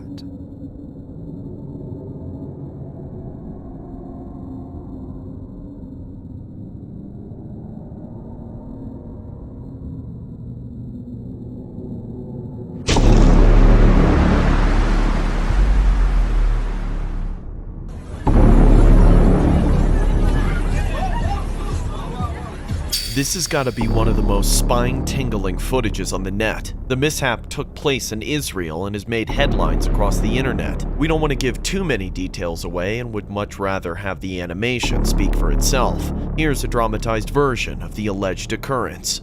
Every year, my family and I would visit my relatives in Israel, and this year, one of my cousins insisted that we go to a water park event where he was the host. From the bottom of my heart, I wanted to say no, because I've had aquaphobia for as long as I can remember. But before I had the chance to decline the offer, my parents had already said yes to avoid unnecessary social issues within the family. So, eventually, we all went to the party, which was the only one I didn't look forward to. When we arrived, I saw hundreds of people sweeping the dance floor as they enjoyed a concoction of sorts. Typically, I would have worn a life vest or flotation device, but my pride got the better of me, and I didn't want my cousin to push me around like he used to when we were younger. Moments later, my cousin wrapped his arm around my neck, rapturous at the sight of me, looking terrified. Why are your balls so small? Man the hell up! Did you wake up and choose anarchy? Why don't you mind your own business and get off my back? I said, puffing my chest to make myself seem confident. However, it only made him more aggressive as he replied, Why would I get off your back if you reminded me of my ex? And then, with a serpentine look, he added, Wait a minute, don't tell me you're still afraid of the water. My silence was a dead giveaway, and my cousin smirked at the thought he had the upper hand. I don't believe it. He laughed. Leave me the hell alone or I'm calling the cops! I replied defensively. Moments later, a group of guys approached my cousin, fist-bumping with him. I never wanted anyone to know about my fear of water, but knowing my cousin, this was an opportunity he simply couldn't resist. Guys, hear this! He paused to build up the climax. Did you know my cousin over here is 18 years old and is afraid of the water? Maybe he should go to the kiddie pool. I bet his poppy hand scrubs him when he bathes. It's not funny! You don't know what I've been through! Who cares about what you've been through? This isn't a support group. I was utterly humiliated and embarrassed to see all the other people around looking at me like I was some kind of freak. They chuckled and whispered like I was the only adult who couldn't swim. And just like that, I became the center of attention, and not the kind I would like to keep in my memory bank. Whenever I attended a party, I always wanted to look cool. But this time, I wasn't so lucky, and all of his pals looked down on me like wolves, branding me as their prey. I left them behind and went up to a tall water slide, where I tried to compose myself. But I was afraid of heights. As I got to the top, vertigo took over me, and I began feeling nauseous. Sir, you don't have to go in if you can't handle it. Moments later, I heard my cousin say, Oh, poor thing.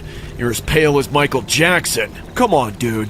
Let's get you to a clinic or something. I knew he was being sarcastic and condescending, and so I replied, Get away from me! Why don't you and your minions go hang out somewhere else? Then what? Miss out on all the fun you're giving us?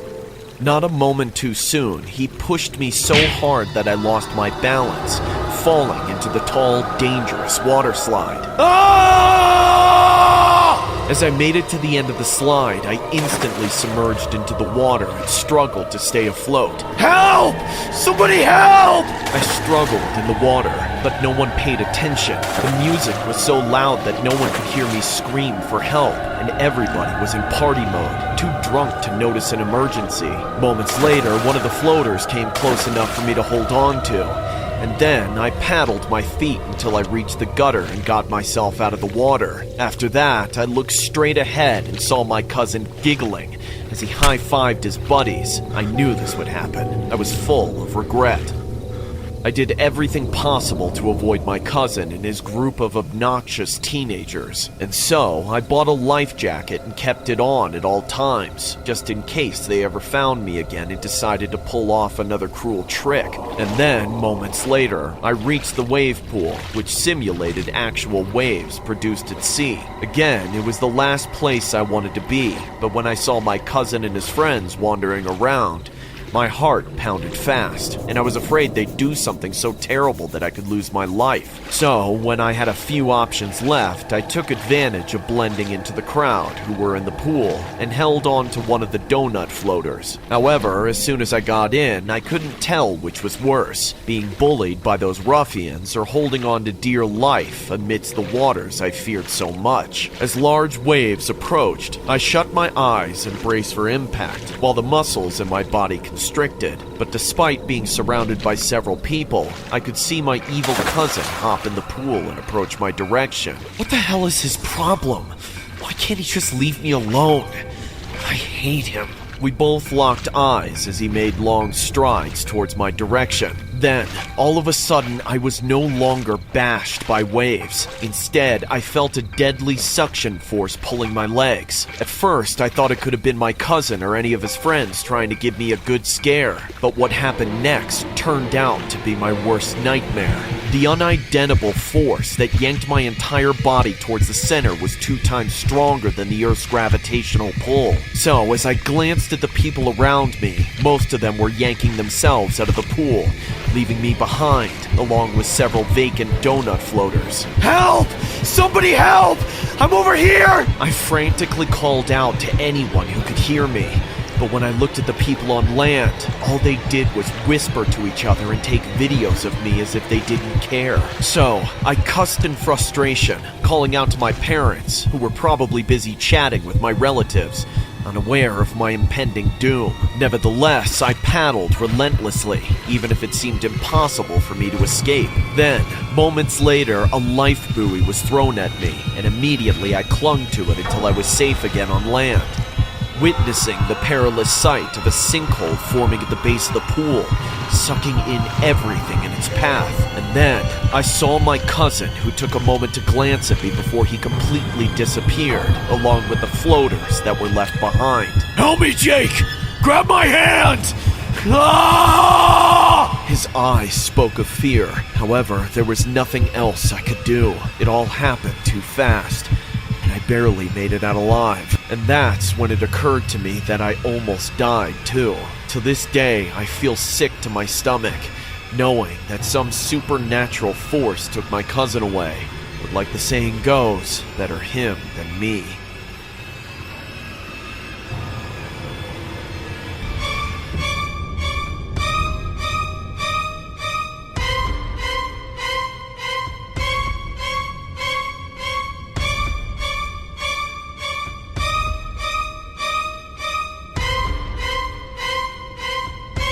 The next story was inspired by an urban legend of a Japanese asylum patient. The basic premise behind the photograph was that it was a man who would only communicate to the staff members of the facility by barking.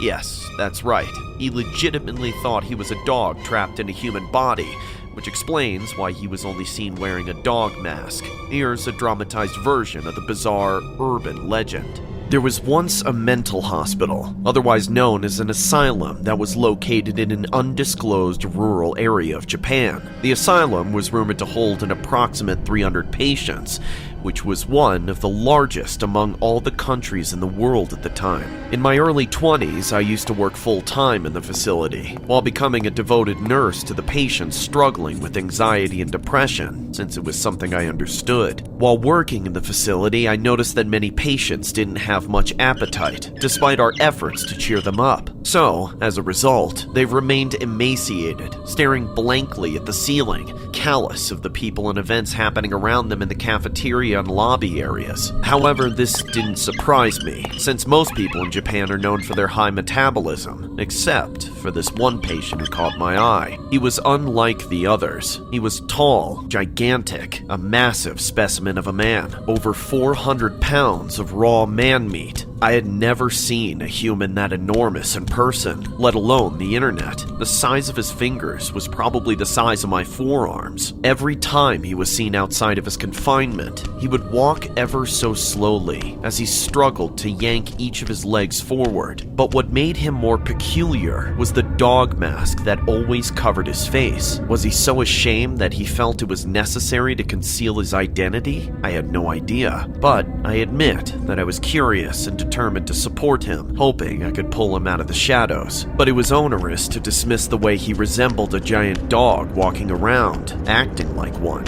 He would take a stroll on all fours and bark like a dog whenever he grumbled or needed something. From the incessant gossiping of the medical staff, I discovered that everyone called him Clifford, the same name given to that colossal red dog that most people saw as an animated character. And for some odd reason, it seemed like he always wanted to approach me, where I had to treat him like he was my pet. Every time I offered food like a person, he would growl at me in disappointment and bark at the empty bowls next to him. I immediately understood what he wanted me to do, so when I gave him a bowl of water and food, he wagged his rear end as though he had a tail, and I interpreted his actions as signs of sheer bliss. It was entertaining at first. But when it became his daily routine, a part of me wished another nurse could take over. Then, whenever Clifford found me engrossed in my own thoughts while I stood alone in a corner waiting for my colleague to hand over some documents I needed to file, he would kneel and tug on my shirt with unabating enthusiasm. Not now, Clifford! I responded with disdain. I knew this job required patience, but as a human being, I too had my limits. So whenever I turned him down, he would bark at me with a threatening tone that resembled a warning. And if I didn't give him what he wanted, he would intentionally urinate like a dog with its leg up, knowing damn well that I was going to have to clean up his mess. What the hell is wrong with you, Clifford? Go back to your room! Bad boy! Does this guy really think he's a dog? I thought to myself, doubting he would ever have the guts to remove that stupid mask. But to stop him from barking, I eventually caved in and wrapped a leash around him as I took him for a walk around the asylum. It was a few minutes anyway, so it wasn't a big deal. However, seeing him lift up his leg whenever he wanted to pee in the hallway was disturbing and inconvenient, since I was the one who always had to clean up his mess afterward with a newspaper. One day, I took a leave of absence and told Clifford that another nurse would take care of him in the meantime. However, since he had already become incredibly attached to me, this was something he couldn't accept. So he began to throw tantrums, barking incessantly like the dog he thought he was.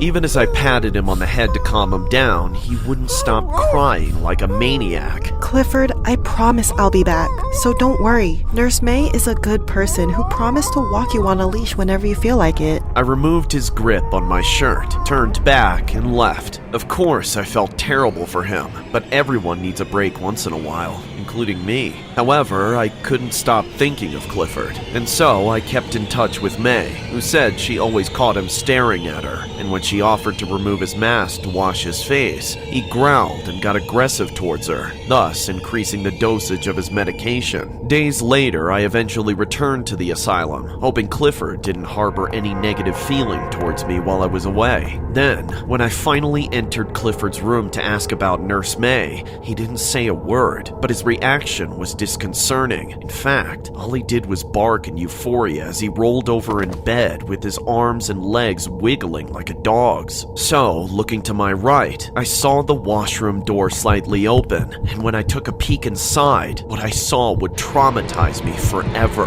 Laying before me was a nurse's uniform, drenched in blood, and when I searched for May, she was nowhere to be found. In fact, the entire bathroom was painted in the color of death. Agitated, I asked Clifford, "What did you do? Where's Nurse May?" Then, without uttering a word, he stood up like a person for the first time, his figure towering over me. "What are you doing, Clifford?" I said as my hands quivered. Moments later, he removed his mask, only to reveal a pair of sinister eyes and a wicked smile. But although he remained silent, the blood pouring from his lips down to his shirt as he drooled and laughed was enough to tell me what had happened.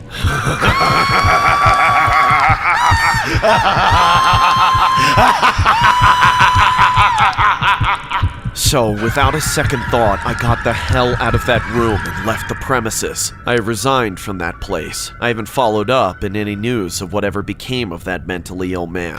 Would Nurse May still be alive had I looked after Clifford? Maybe. Did that man genuinely think he was a dog? Probably. This is the true story of the Japanese man who they once called Clifford. I like to call him a psycho, for what he did to that nurse.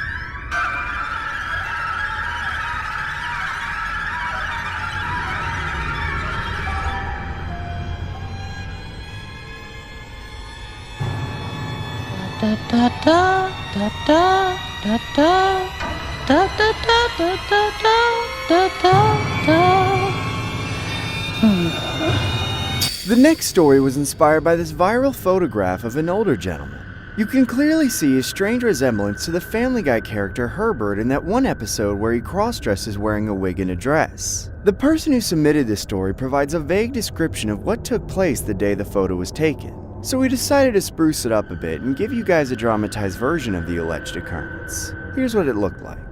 Darling boy was a hidden heartthrob. Most college students hit the bars and parties right away, chasing after every pretty little thing that moves. He was saving himself for the right one, the only one. He spent most of his time in the library. As intelligent and diligent as he was, the library had everything a student like him could need. 24/7 access, free Wi-Fi, computers and books, and lots of peace and quiet. He didn't know it, but he had the refined philanthropist missus to thank for all those amenities. Late one evening, when the darling boy thought he was totally alone, the lonely spinster appeared before him, standing before the bookshelf by his usual table in the corner and inspecting the volumes. By the look on his face, the kind old woman knew she had gone to suspicion for interrupting his studies with her presence. What would such an old lady be doing in a college library? But all the matronly widow needed was to meet eyes with a young man just once, and then he was hers. She'd watched from afar for months, waiting for the right moment to reel him in, and now the moment was finally here. The two were alone, and she knew very well how to put the moves on a reluctant suitor. She broke the enticing gaze and looked back to the shelf, asking with sultry nonchalance, "What's your favorite book on the shelf, dear?" I don't know. I guess the Encyclopedia of Snakes is quite interesting. She knew exactly where that book rested on the shelf and removed it without hesitation, setting it down on the table at which the young man was studying, and came gracefully to sit beside him. "So, you like snakes? Well, what do you like about them?" The poor, inexperienced lad was already sweating bullets from nervousness. Clearly, he'd never even spoken with a woman before, let alone been with one. But that would soon change. I don't know. Wait a second. Don't I know you from somewhere? You look exactly like Herbert from... Who? From what? Sonny. The only person I look like is the most stunning regal woman you've ever laid your eyes on. Is that right? Yeah, woman, sure. Don't think about that other question. I have something more important to ask. Do you like popsicles? I mean, yeah, as a kid I did, but I haven't had one in years. Tisk tisk. I'm so sorry, Sonny. I keep asking the wrong questions. You're a little old for popsicles, aren't you? You're a man now, and you're after a different kind of sugar. So tell me, chisel specimen, you like hot blonde babes? Do you like floral dresses like this? Look, I should get going. I have finals tomorrow. Nonsense, nonsense. Stay a little longer. Things weren't going well for the mistress. She felt like she was losing the young man to his own anxious inexperience. But if she failed in that moment, she would never get another chance to have this man she dreamed about for so long. She was cunning, however. With a little deception, she had one more card up her sleeve she could play. It was a risky move, but it would be worth it in the end. You're probably wondering why I'm dressed up like this, aren't you? Oh, no, it's fine, people can express themselves however they want. I just want to get that same kind of attention that my scandalous granddaughter always gets. She's so hot. You would really like her. She goes here, too, and she really enjoys making men out of boys. Yeah? What's she look like? She's a natural blonde. Nice and thick, too. Great chest. I'm actually going to be picking her up from here in just a few minutes. Want to come along? The mistress knew that the lonely young man couldn't resist the temptation of a voluptuous woman's company. He agreed despite everything, disregarding his own anxieties and suspicions that the mistress was not truly who she said she was. A van was parked at the curb outside the library, waiting for the pair to climb aboard. The young man paused once more at the sight of it, but the mistress knew just how to make him forget about all his worries. My gorgeous granddaughter is waiting for you in the back, right on the other side of those doors. Go ahead, open it. He was reluctant, but he couldn't stop himself. He underestimated the strength and wit of the woman he was with, blinded by his need. As soon as he saw that there was nothing and no one inside the van, she only had a moment to act before it was too late. Mustering a feat of strength great enough to warrant the envy of men, she lifted her cane high into the air and brought it swiftly down upon the back of the young man's head. He fell forward without struggling, nothing more than a limp ragdoll in his unconscious state. The mistress used the last of her strength to heave the rest of his body back into the van and tie him down like any good woman should.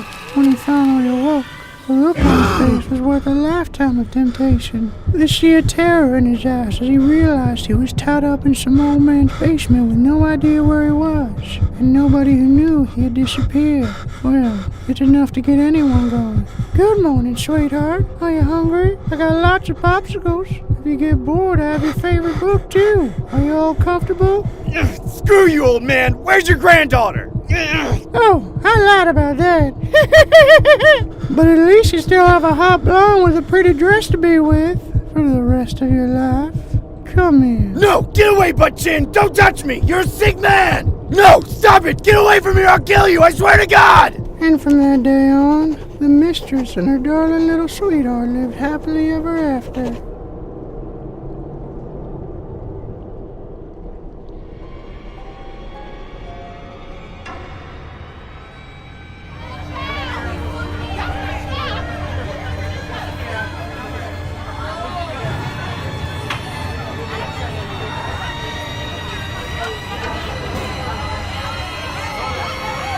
The next story was inspired by the video footage you see here. Looks pretty intense, right? Luckily, the hero in this case left with little to no injuries at all. We wanted to create something based on this occurrence, but with some added fuel to the fire that you may find horrifying. Here's what it looked like. After graduating high school, I felt like I deserved to soak in the freedom for at least the summertime. Even though the heat was sweltering, I did go to my friend's house a few times here and there. We usually played together online, but sometimes we like to go old school and play split screen. I was content with everything, but my friend was getting into the spirit of trying new things. Dude, I don't feel like wasting my whole summer playing video games. We should go somewhere and do something. Okay, like what? Well, there's a carnival in town for the summer. I hear the tickets are mad cheap. A carnival? I don't feel like standing around and sweating in line just to ride some boring old ride that's probably gonna end me. You wimp. Are you gonna stay at home with a box of tissues and lotion the whole summer? Or are you coming to the carnival? At least I don't waste my money on anyone. Dude, we're virgins! If we keep playing Call of Duty all damn day, we'll never get our feet wet. Do you want an AT&T plan, or do you want to be stuck on Virgin Mobile for the rest of your damn life? Fine, I'll go, alright. Right before I got home, My friend told me about a movie I should watch to get me into carnival rides and quell my fears. He said it was called Final Destination. I never heard of it before, as my parents never let me watch any R-rated movies. When I got home, I started watching it in my room. At first, everything seemed normal about the movie, but then things took a horrific turn. After the first couple outrageous series of events, I finally realized that it was just a dumb horror movie and turned it off and went to bed. But when I finally managed to sleep, I had vivid nightmares. I envisioned I was at the top of a huge Ferris wheel. Then I noticed it wasn't moving. Everything around me started swirling and pushing me. And then, I was suddenly ejected and plummeted to the concrete. But right when I was about to hit the ground, I woke up in a cold sweat. I was exhausted, but I couldn't go back to sleep, so I decided to take a shower. When I looked in the mirror, I saw a stream of blood gushing from my nose. I figured I'd scratch myself in my sleep while having that nightmare, so I plugged it up and forgot about it. I got my shower, and a couple hours later left to meet my friend at the carnival. We met right around sundown, and even though all the flashing lights were on, and everybody seemed pretty happy, I was still filled with anxiety. I'd been scared of carnival rides since I was a kid, and then after that movie and my dreams from the previous night, the dread was consuming me. Dude, check out that Ferris wheel. It's so tall. I bet we could see our houses from the top. Come on. I don't know, dude. Doesn't that seem kinda lame? I don't give a crap about the ride, okay? They're all lame. Just focus on the babes in line. Hurry up. While we waited in line behind those girls, neither of us said a word. We just shuffled along, waiting to be hoisted into the sky. When we got close, I saw a bunch of random screws all over the ground. Hey man, I don't think this thing is structurally sound. Maybe we shouldn't ride it. Are you crazy? We're about to get on, and the conductor's gonna put all four of us together. So grow a pair of oranges, raisin nuts. To his dismay, the conductor actually let those girls go in their own car. My friend was silently seething over this, but I was honestly glad. I was already nervous about the ride itself, and I didn't need the pressure of talking to two random girls on top of it. Still, figured it was a bad time to ask him to abort. I don't really remember getting onto the Ferris wheel. Like I was in some sort of trance where I wasn't in control of my actions. When I finally came to, we were already at the top. For a moment, it was awesome. There was a cool breeze and a field of stars and all the carnival lights below us. But just as I was getting used to it, the whole structure shuddered and groaned. Somehow, the whole rig was off balance and the motor was still running. We swooped down on one side and shot right back up on the other side, entering into this hellish rotation that just kept getting faster and faster. What the hell is going on? This is all your fault! Somebody help! The only thing keeping us from flying out of the car was our own grip on the metal lap bars that weren't even locked in place. Ah! Eventually, somebody down on the ground hit the emergency brake. It was an awful grinding sound that vibrated through my teeth, slowing the whole thing to a halt. When it got down to a safe speed, people who were passing by the bottom decided to jump out. My friend and I both noticed this, and we agreed silently that we would jump out of this thing the first chance we got. Unfortunately, we didn't get that chance just yet. Our whole carriage slowly began to tip 90 degrees to one side. Then, right as we were about to tip past the point of no return, we finally stopped moving. I was grabbing onto whatever I could find, not knowing what else to do as my worst nightmare was coming true. Somebody help, please! Dude, there's someone coming to get us down! I hadn't realized I was crying, but I wiped my tears away and peeked over the edge. Sure enough, there was some middle-aged man climbing up the trusses of the Ferris wheel, along with a few other workers from the carnival. He was right below us, but he was taking his time as he climbed to make sure everyone else who was still trapped was okay and could safely find their way down. It was an agonizing wait, but eventually, the man climbed up to our car and stood on the outside of the sideways walls of the carriage, telling us not to move.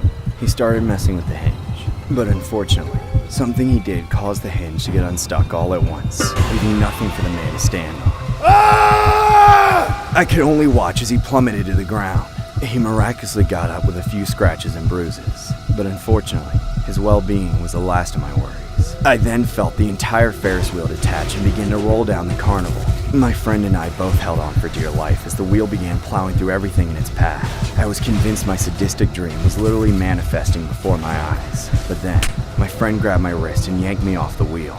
We both landed on a bender filled with stuffed animals as I watched the Ferris wheel collapse from a distance. To this day, I still can't thank Josh enough for saving my life. But at the same time, I still hold resentment for his constant prodding to attend the carnival. Maybe we were better off as acquaintances than friends, which is exactly what ended up happening.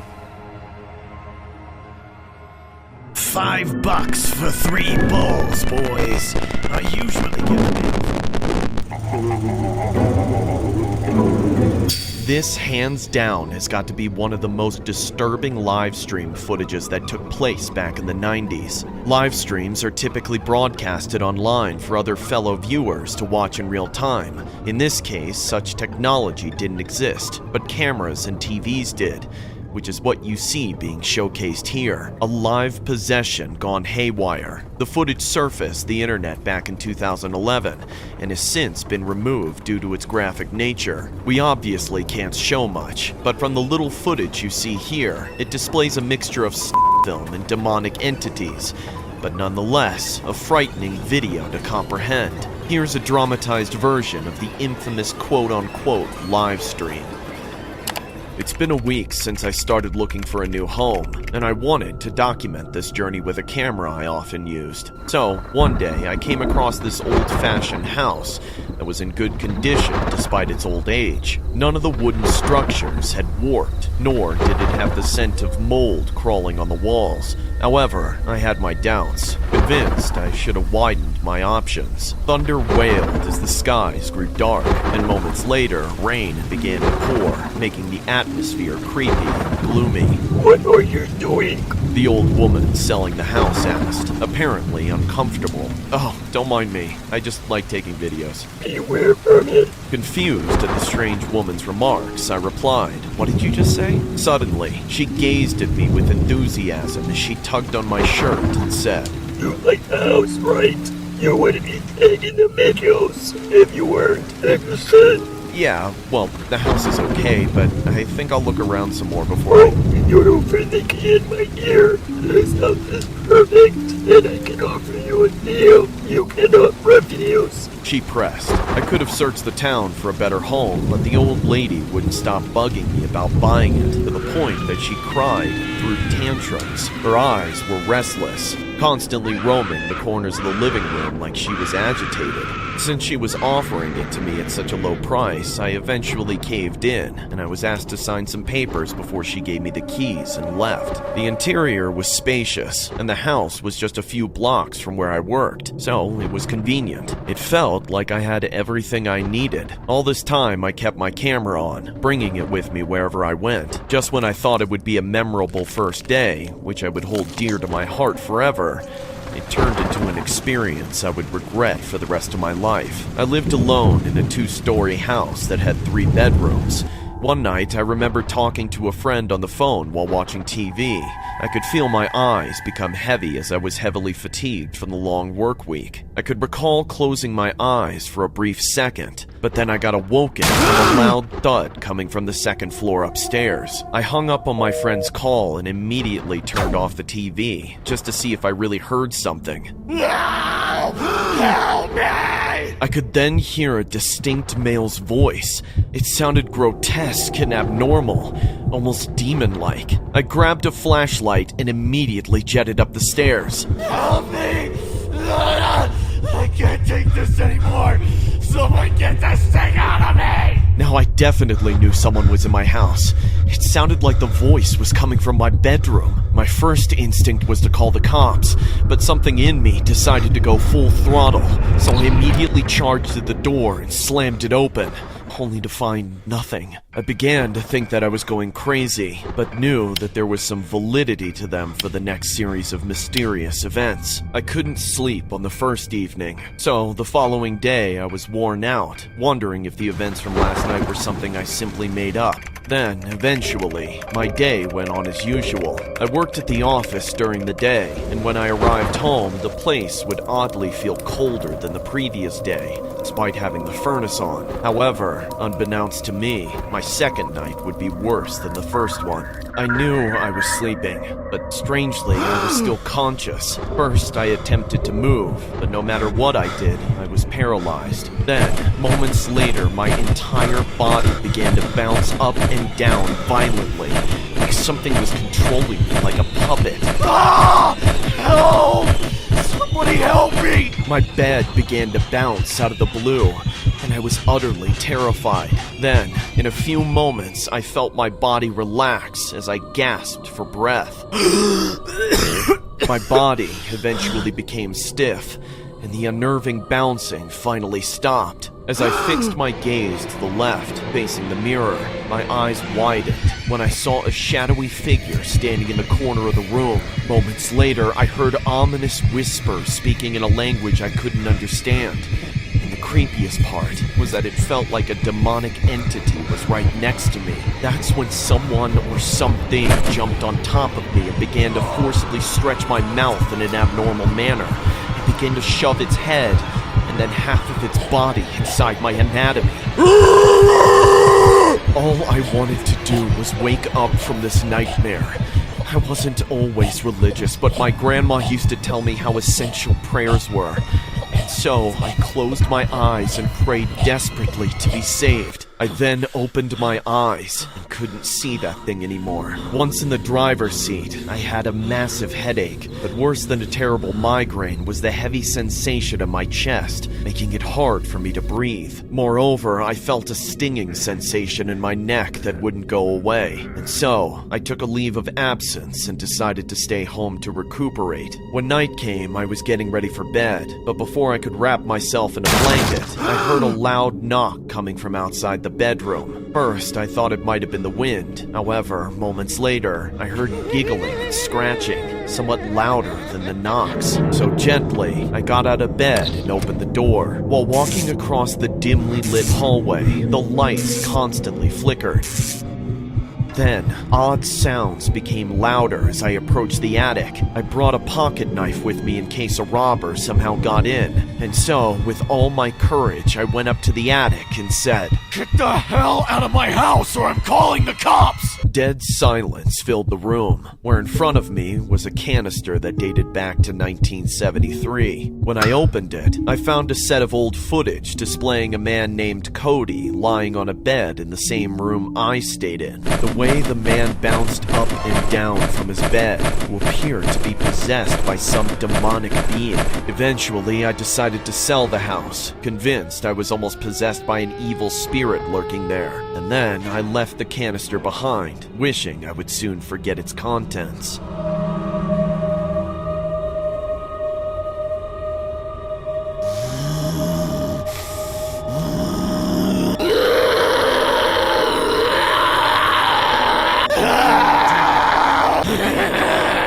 This poor little boy doesn't stand a chance, and neither do the souls that come forth in this household. There's no getting rid of me. Beware, vermin! Beware! He looks like a dork, doesn't he? To be honest, he kind of looks like my dog. Are you sure you're not? There's this guy just like standing outside my window, and he's just like looking up at the window. He's been there for about 30 minutes now, and I have male, maybe about 30, I guess. I can't tell.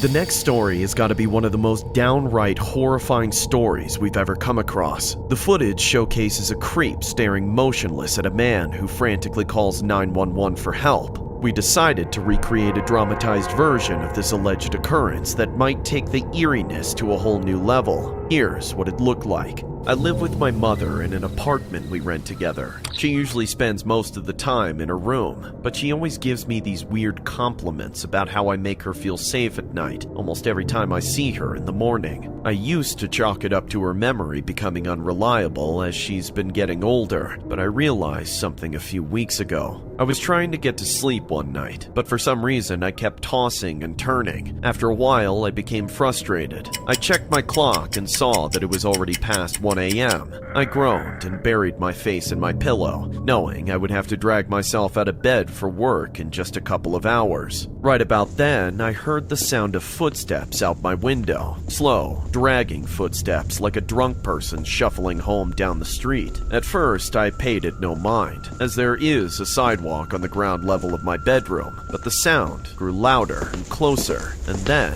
it stopped. I sat up in bed, suddenly on edge. I waited for whoever they were to continue walking, listening for the sound of footsteps to start up again, but it never happened. I stood up and looked out my window, and my heart skipped a beat when I saw a man staring right at me. He was just a faceless, hooded figure standing alone in the darkness, not moving a muscle. I glared right back at him, in the hopes that if I looked mean enough, he'd know better than to keep messing with me. But after several minutes, he still hadn't budged. I couldn't understand how someone could be so motionless for so long. It was like he wasn't even human, but some kind of mannequin. With that, I gave up and closed the blinds. I figured he was probably a maniac, and I'd better not give him any reason to get violent. I crawled back into bed and tried to sleep it off. The next morning, I drove by the spot and noticed the man wasn't there. After a long day on the job, I was ready to forget about the whole thing. I got home late and didn't see my mother, so I went straight to bed. I was exhausted and fell asleep right away. Unfortunately, I woke up in the middle of the night with the same unsettling feeling of alarm as the night before. I tried to ignore it, but after a while I couldn't handle it anymore. I jumped out of bed and pulled open the blinds, and of course, there was that psycho looking right at me. I was fed up. I opened the window and yelled, "Hey, what the hell do you want, you creep?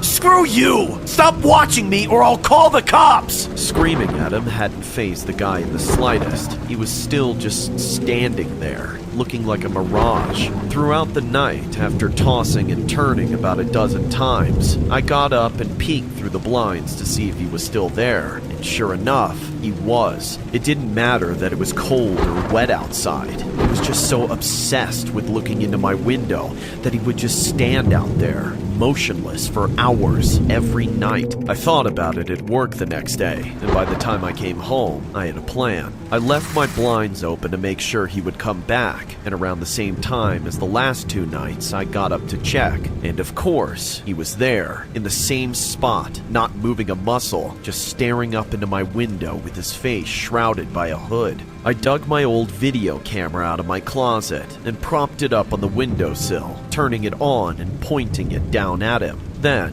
very calmly, whispering to make sure I didn't disturb my mother, I got my phone and called the cops. 911, please state your emergency. Hi, I need a police officer. There's this guy standing outside my window and he's just staring at me, watching. He's been here all night for the past 3 nights, and I can't get him to go away. I'm not sure what he wants, but I'm living with my elderly mother, and it's important to me that she stays safe from people like this. I need you to stay calm, sir. Can you describe this person? Male.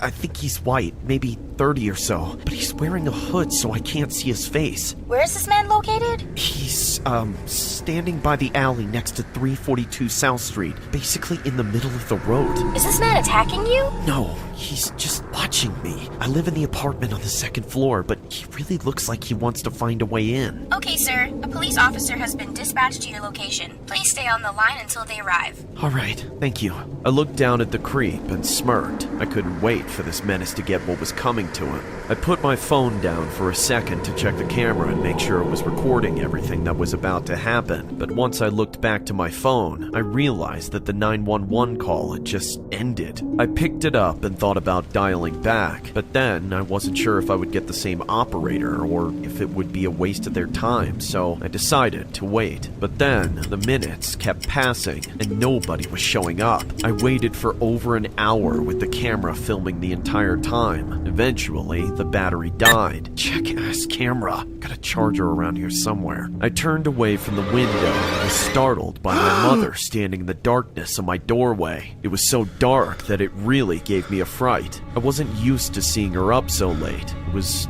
weird, almost like she was sleepwalking. Mom? Daryl, are you okay? I can't see a thing in here. Yeah, Mom, I'm fine. Hold on a second. I looked back out the window, thinking I could point this guy out to her, but that was the moment when the man suddenly disappeared. Bewildered, I told my mom to get some rest while trying to keep my composure. After putting her to bed, I'd gotten shown up by the cops, which made me think I was overreacting about this whole thing. The next morning was a Saturday, which meant I had the day off. I left my bedroom to get some breakfast, but then I saw an even more unusual sight. My mother was out and about, cleaning up the kitchen counter and putting away all the dishes I had left out. Oh my my goodness, you're up! Come here, my sweet boy. You're the best son I could ever ask. You make me feel so safe at night, just like your father used to. This was the same speech she always gave to me. For some reason, in that moment, something felt off about it. Mom, what do you mean I make you feel safe? Well, you're always watching me before I go to sleep. What? Mom, what are you talking about? I'm talking about you, standing at my bedroom door every night. It's so sweet of you. What was I wearing? Did you forget the clothes you wore last night? You had a hoodie on, like always. I'm gonna record this and keep a record as, I guess, video evidence, because cops never showed up, and this is getting really unsettling. So, yeah. Okay.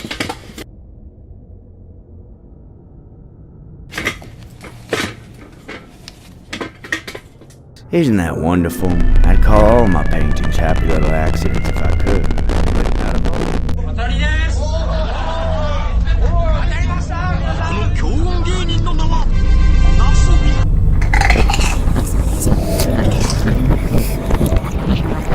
Pretty disturbing, right? The next story was inspired by this Japan livestream that took place in the late 90s to early 2000s. The basic premise of the show was well, the next animation portrays a dramatized reenactment of the Japanese reality TV show. We spruce up the story a bit, just to make it more disturbing than it already was. Not that it needed it anyway. Here's what it looked like.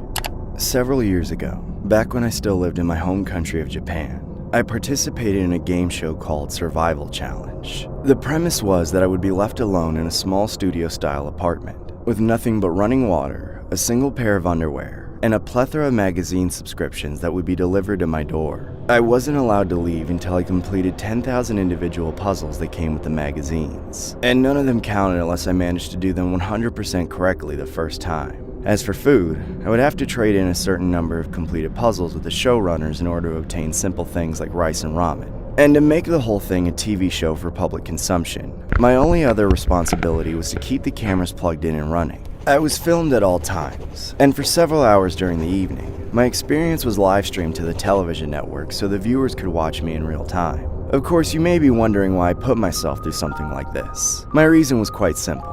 I wanted to become a television personality. I figured this challenge would jumpstart my career. However, when it first began, the first sign I had that things would not go as planned was when I realized that my apartment didn't have a toilet. I wasn't allowed to leave my dwelling and was locked from the outside. My only access to the outside world was the mail slot, and instead of a toilet, I was provided with a bucket. In the beginning, this only motivated me to get through the challenge quicker. As soon as I was left alone, I began grinding at the puzzles, focusing on the crosswords as I had chosen to practice those before the show. When the premise was described to me, I thought I would be working with kids' puzzles that I could easily blow through. But this was not the case. They were exclusively expert-level puzzles that only 0.1% of those who tried were successful at solving. I was never smart with books, so this was of course a great detriment to me. Day number 1. Hello? This camera's working. Hello, everyone. I'm sorry I'm not fully dressed, but the first thing I request will be some clothes. I just finished one crossword puzzle, so hopefully I got it all right. Handsome fella, eh, Jackie? Maybe after a bottle of sake. However, despite working on puzzles for days, I never got anything in return. I learned that I had not correctly solved a single one of them, which meant all my work was for nothing. Day number 2. Hello everyone. I've completed over 100 puzzles, but as you can see, I'm still out and about. I haven't eaten anything, and my stomach hurts really bad. If by chance the producers are listening, I would love some damn rice so I can keep working! This terrible luck went on for days, yet every time I thought I was about to die I was miraculously saved by a small amount of food. A mere package of instant ramen for a puzzle I had managed to solve. Of course, this still meant I was I just had enough energy to keep going. Day number 7. I'm saved! I'm saved! Oh, today is a happy day! Thank you! Thank you so much! I will turn these noodles into brain food! I'll be a genius by the time I get out of here! I had no idea what was happening on the other side of the camera. But I figured since I wasn't being given any clothes, they were enjoying watching me exposed. He looks like a dork, doesn't he? To be honest, he kinda looks like my dog. Are you sure you're not the dog? I was completing dozens of puzzles every day, but that wasn't enough to keep me entertained. Eventually, just to stave off the boredom, I started to play into the insanity I was starting to feel, hoping that it would make good television. Day number 14. You fool! You will die alone! I shall devour your soul! Heh, you ignorant animal. Do you even know who you're facing off against? I am the crossword samurai, master of all forms of the puzzle martial arts. And I will vanquish your wretchedness from this entire plane of existence.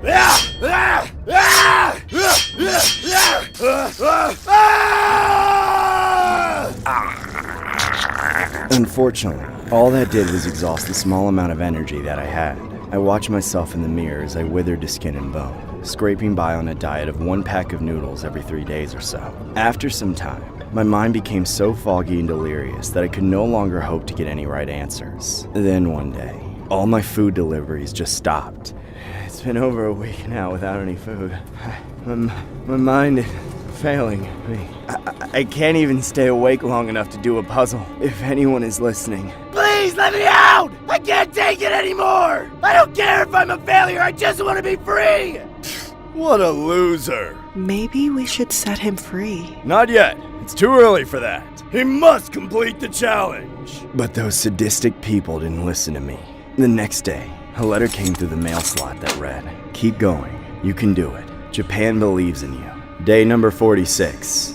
This isn't what I asked for, but I appreciate the support. With the great country of Japan in my corner, I refuse to give up. I will keep going, and I will win the challenge. I'm so close to winning already.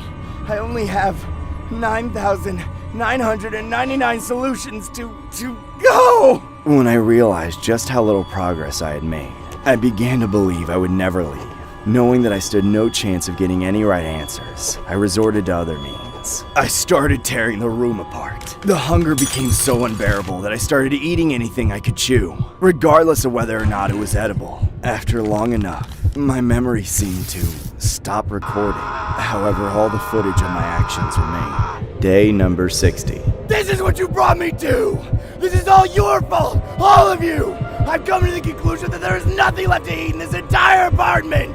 I've been collecting this for some time and it's quite pungent, but with no other option, I'm just gonna pretend it's wasabi soup, a personal recipe of mine!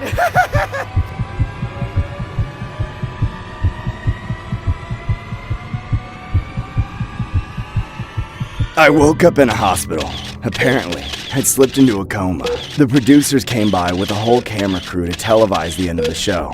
They said that I had unfortunately failed the challenge, but out of the goodness of their hearts, they gave me a measly cash prize that amounted to $100 US.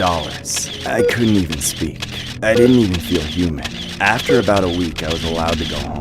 On the way there, I was met with countless dirty looks. Like every single person in Japan recognized me. From then on, I knew the next thing I had to work toward was moving out of the country. But first I had to go home and get some rest. Of course, there were no groceries since I've been gone for so long.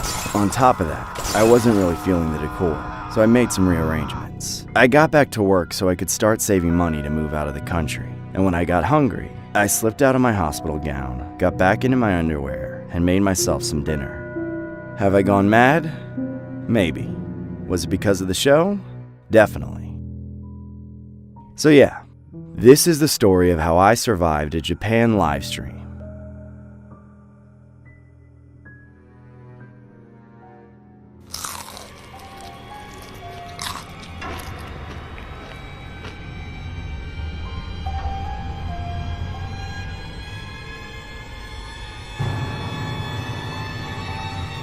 The next story was inspired by a horrific incident that took place at a KFC in the United Kingdom. The victim in question was a woman who took a photo of her absurd incident to social media, which ended up becoming viral for an X amount of time. More details during and at the end of the story. Here's a dramatized version of the alleged occurrence. Since my parents passed away, I've lived with my estranged relatives.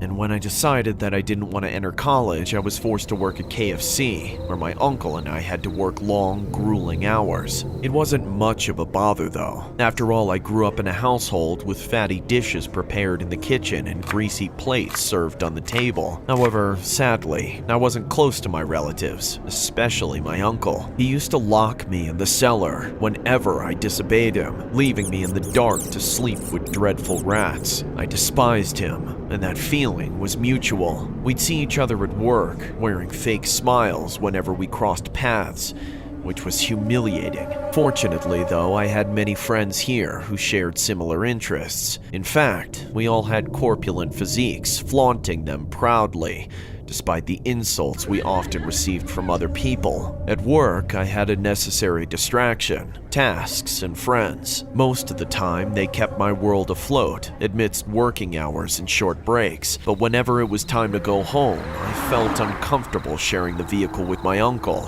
who always found a way to criticize me despite my good behavior. You look like a piece of meat. What did you just call me? I mean, my niece is so neat. You look put together, but you could lose some of those flaps, he said condescendingly. Well, you're one to talk. Look at you. You're so large, I'm surprised you could fit in this car. I replied with angst. What the hell did you just say? He took a sidelong glance and said puckishly, You're gonna regret ever saying that to me. By the way, you are a piece of meat. Moments later, he took a chicken leg and crammed the juicy meat down his throat without my permission. Hey, that's mine. I was saving that for later. Girl, you look like you ate KFC, McDonald's, and Burger King. Have a salad. He replied callously. We fought every single day, and sometimes I thought it was a miracle we never got into a car accident. Then, as we arrived home, I was so famished that I headed straight to the kitchen, grabbed an entire cake from the fridge, and gobbled it all up. My aunt, also fat like my uncle and cousins, held a rolling pin, hitting me on the head as she said, Take it down a notch, you filthy pig. Aren't we feeding you enough in this house? Just look at yourself in the mirror. No man in his right mind would ever pursue a lady like you. That's no lady, honey. That's an animal. They had been pinning me down for as long as I can remember, but somehow I got so used to it that anything they said didn't matter anymore. The following day, my aunt would prepare breakfast for us in a dining room that looked more like a pigsty than a family space. My cousins would fight over the food, threatening each other with forks and knives, while my uncle remained heedless of their misconduct. Hence, like most days, I decided to skip breakfast and prepare myself for work. If there was something my uncle was right about, it was that I was such a dawdler. So, after taking a shower and fixing myself up, I wasn't surprised to see my uncle gone with his car. No problem. I got used to commuting to work anyway, so it wasn't a big deal. In fact, this gave me ample time to check my pet chicken. Yes, you heard that right. Making minimum wage at KFC wasn't enough for me to sustain a cat or a dog. Besides, having a pet chicken was a great companion at home that made me feel loved and appreciated. There was always something about it that made me think it could understand me whenever I needed an outlet for my rants, or when I wanted to talk about my favorite comic book series. Jerry was the only thing no one was permitted to touch. Hello, Jerry. How are you today? I said with euphoria as I took a peek inside the coop. My heart pounded fast when the only chicken I would never harm suddenly vanished. Jerry? Jerry? Jerry! I searched for it all around the backyard and inside the house, but it was nowhere to be found. I even asked my aunt, who smirked and shrugged, saying it wasn't her responsibility to look after it. That's when I remembered my uncle leaving for work without me. No, that's impossible. He'd never do it. My hunch was telling me he'd done something terrible, but I didn't want to believe it. And so, part of me tried to convince myself that I was only being paranoid. Hence, I told my cousins to keep me informed if they ever found Jerry. Then, seconds later, I was off to work. While I was on the bus, I only thought of Jerry, worried sick that he might have escaped somehow. and was chased by a dog down the street. However, there was no way it could have gotten out on its own, and any of my deranged relatives could have been the culprit. When I arrived at KFC, I heard my psychotic uncle laughing maniacally from a distance.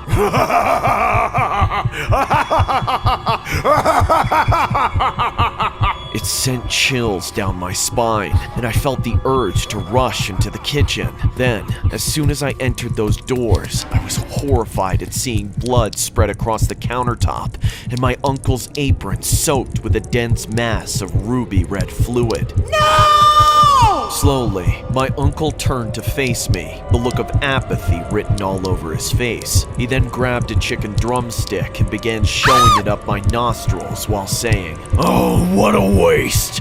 You missed the fun part! Doesn't that Kentucky Fried Chicken smell so good? Smells familiar, right? What? What the hell is with the face?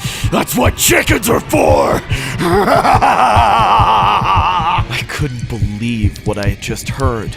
I pulled the drumstick out of my nose and began yelling at him, saying, I hate you! Jerry was the only one I really cared for! You had no right to do this to him! I won't let you get away with this! Moments later, he raised a butcher knife while licking off the blood dripping from it and said, "I told you you'd regret it if you ever messed around with me again. I swear on your parents' grave that I'll take everything else valuable to you. Now get to work, you piece of meat!" Since my other colleagues were either busy taking orders at the counter or cleaning tables and floors in the dining area, it was just my squalid uncle and me. Then, moments later, we heard a squeal from the dining area where a female customer threw her food at one of the cashiers and grumbled, Is this some kind of sick joke to you? There's a freaking chicken head in my meal. Where's your manager? I want to speak to him now. Then, minutes later, emerging before her was my uncle, laughing like a maniac as he boasted, "Well, you hit the jackpot, miss. That's my niece's pet chicken right there." Here's the photograph of the infamous chicken head below. The lady has since shared her ordeal by posting a review along with a picture of the entire fried chicken head on her social media. She has since given the popular food chain a rating of 2 stars. I think it's a win for the franchise, as it is better than 1 star. No, don't leave yet. You'll miss the delicious smell. Of what? Fried chicken? No, idiot. The smell of one of my employees taking a life-altering dump from a horrible case of salmonella in the bathroom right over there. Enough!